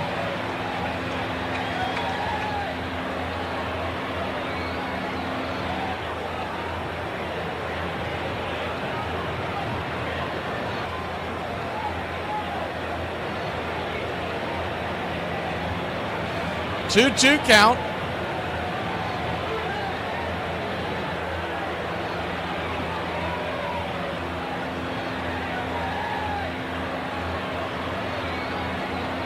I think they were double checking, but it definitely hit his foot. I mean, there's no way that ball rolls dead off his.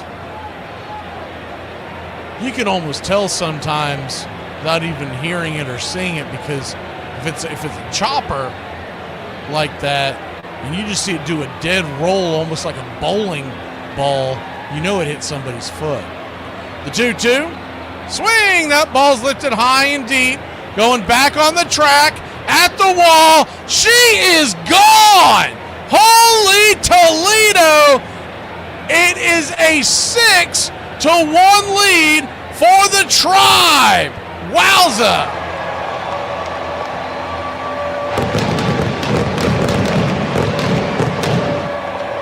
A hanger, a banger. Mighty smack over the track. And Bo, Naylor, I don't even know her. It's 6-1. Wow. Offensive explosion. A hanging slider. 6-1, pitch on the way. First pitch swinging, dribbles it up the middle. It's going to be a 4-3 putout, and that'll end the inning. But not before the Guardians explode for 5 runs. It's 6-1. We go to the 9th, see if they can lock it down.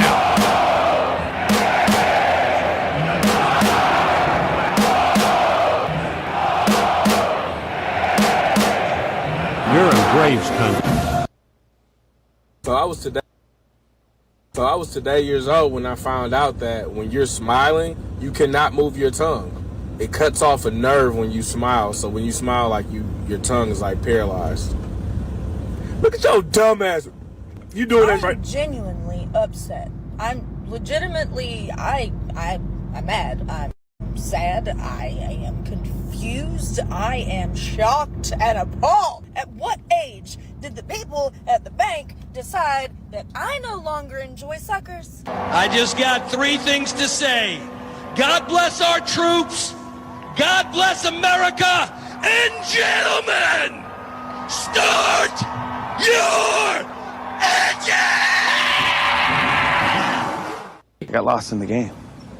I mean, the ballpark, the people, the color, the sounds, the smells. And it's a passion. It's a very, very big part of my life. Sometimes I like to be 11 years old. I like being part of something that's bigger than me. It's good for your soul to invest in something you can't control. You're a romantic. You have a lyrical soul. You can love under the best and worst conditions. Everybody's always so quick to tell you that McDonald's is so unhealthy. What about that relationship you in? McStupid. Clemente batted .414 in the series, hit 2 doubles, a triple, and 2 home runs, and led the Pirates to the championship in 7 games. A year later, on September 30th, 1972, he passed yet another milestone in his long career. Everybody set in. They want Bobby to get that big number 3,000. Menlek on the 0-1. Bobby hits a drive into the gap in left center field. There she is.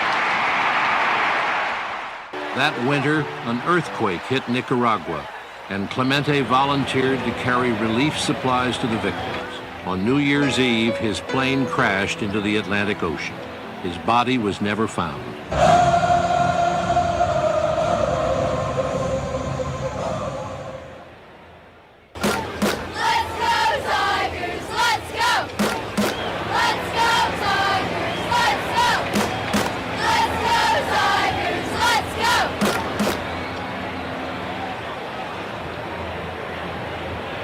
We start the bottom of the 9th inning, and the Tribe lead the Tigers 6-1. First pitch on the way from Cade Smith to start off the at-bat is right there for a strike. It's 0-1.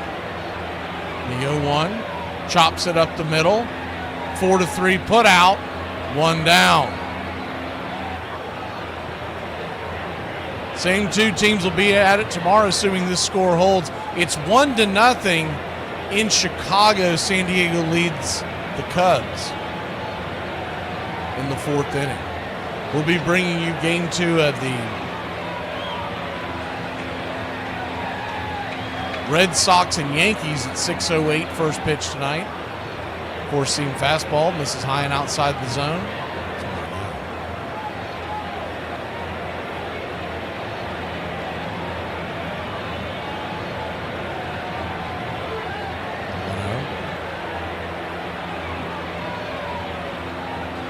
Outside wide 2-0. 2-0 count. Righty-lefty matchup. Carpenter digging in. The pitch.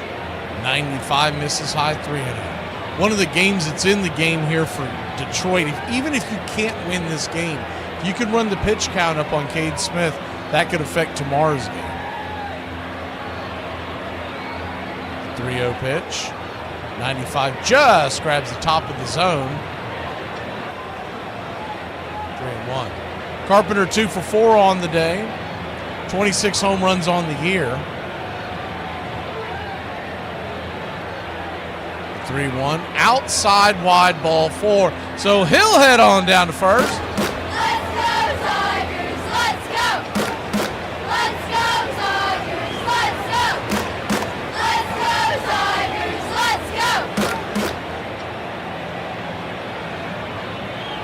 Cade Smith will be trying to get a double play to get him out of this jam, but right now the game is at the plate, and Spencer Torkelson, who's 0 for 3, with 31 home runs on the year, stands in. The first pitch on the way. Four-seam fastball up top for a strike. It's 0-1. The 0-1. Now remember, they pinch hit for Riley Green, so he is not on deck right now. It's Ibanez. The 0-1 up top for a strike. 2. Don't think they would pinch hit for him here, but you never know. You almost want to save that for if the game gets within reach. The 0-2. Swing, whistles it back foul. 0-2 count. Ball smacked up against the backstop. Cleveland fans are on their feet.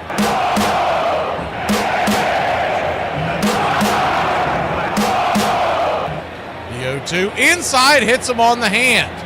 And he is shaking his hand. He is ticked off. See if he's all right. 96 miles an hour right there on the hand. They'll have runners at first and second. 1 out.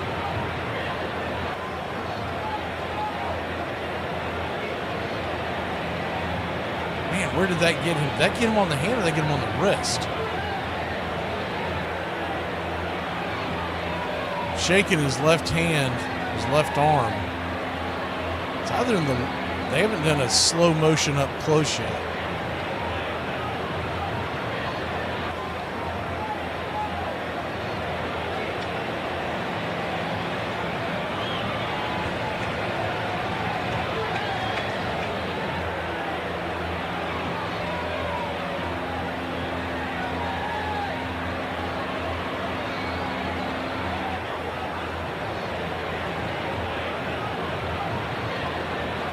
First pitch on the way is 95, high and out of the zone, four-seam fastball. It's 1-0.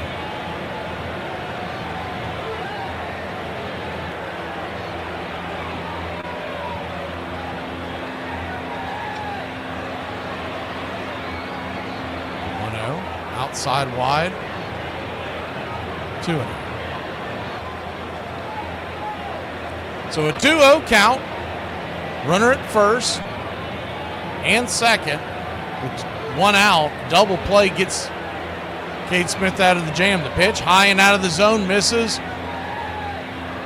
Ball 3-0. One of the things that Cade Smith is battling here is that he normally is coming in with the game on the line. Well, right now it's anything but. And Cleveland, they're sending Naylor out there to talk to Smith, but while that goes on, they're calling down to the bullpen. I believe that was Willis on the phone calling down to the bullpen to make sure they get someone start getting loose. They can't afford to blow this lead, obviously.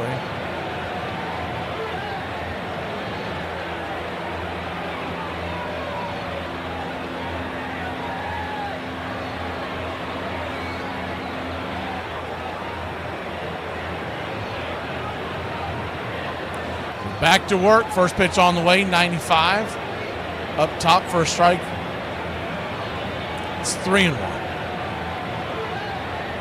I'm sure Naylor said something effective, man, even if you give up a home run here, we've got a 2-run lead, you got to bring it. The 3-1, right there for a strike, trying to work his way aboard.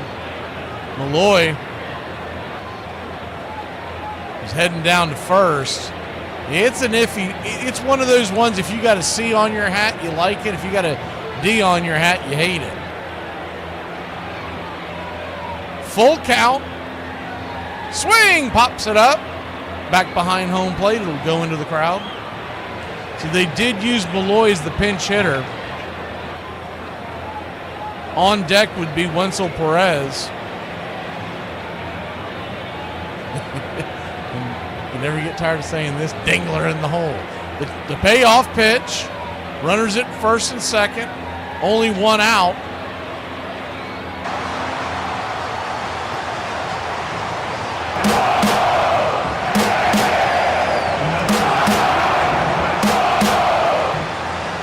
The payoff pitch, caught looking strike 3. He got caught watching the paint dry, four-seam fastball, P at the knees. 2 down.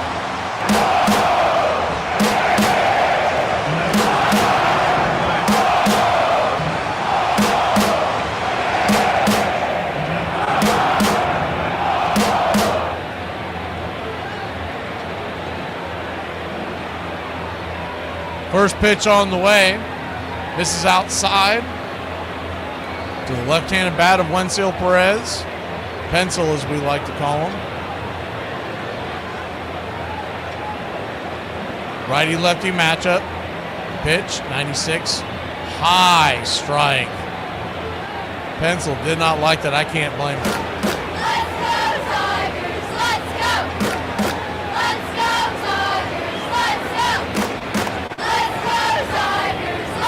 The 1-1. Swing, pops it up. Back behind home plate. Bo Naylor giving chase. It'll bend into the crowd. Now a 1-2 count. So the Tigers are down to their final strike. 2 on, 2 out, a 1-2 count. By the way, they're still in the 4th inning. It's still 1-0 San Diego. We'll see you tonight at 6:08, Red Sox Yankees. 1-2. High and out of the zone. Ball 2, 2-2. So a 2-2 count.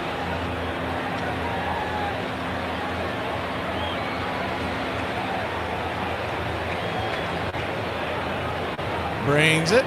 Swing, chops it over towards second. Off the glove of Rocchio, and everybody's safe.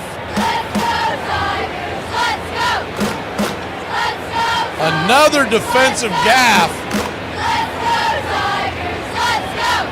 And the tying run moves on to the on-deck circle.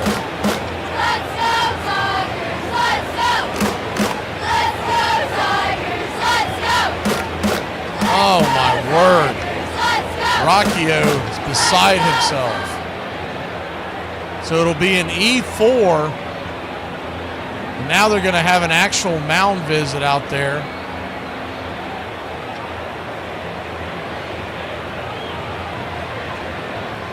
Well, they haven't showed, well, maybe it's just a powwow between, I thought I had seen the pitching coach head out there, Carl Willis, but I don't see him. They never put him into camera view, so looks like that might have just been a powwow at the mound with the tribe in the infield. Dylan Dingler standing at the plate. Tying run on deck. First pitch on the way, 97. Misses outside wide. It's 1-0.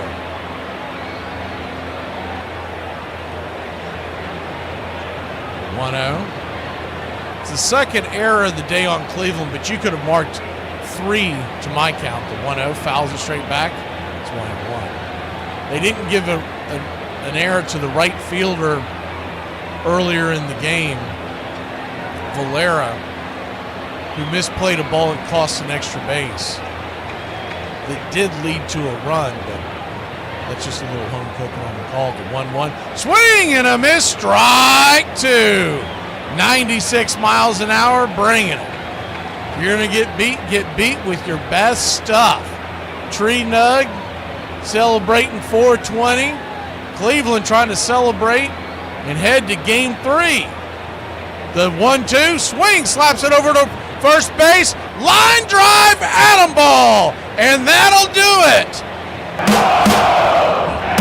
Cleveland wins it 6-1, and we'll see you tomorrow for game number 3. We'll see what time they decide to put it up. What a game, what a series. Cannot wait to see how this plays out. Game ball. You can go many different ways, but I'm going to give it to Bo Naylor. He blew this game wide open with a 3-run shot. And not for nothing, Cade Smith, a 4-out save. We'll see you tomorrow. Or actually, he gets a 4-out win, excuse me. 6-1 your final tonight. Red Sox, Yankees. Let's get it, baby.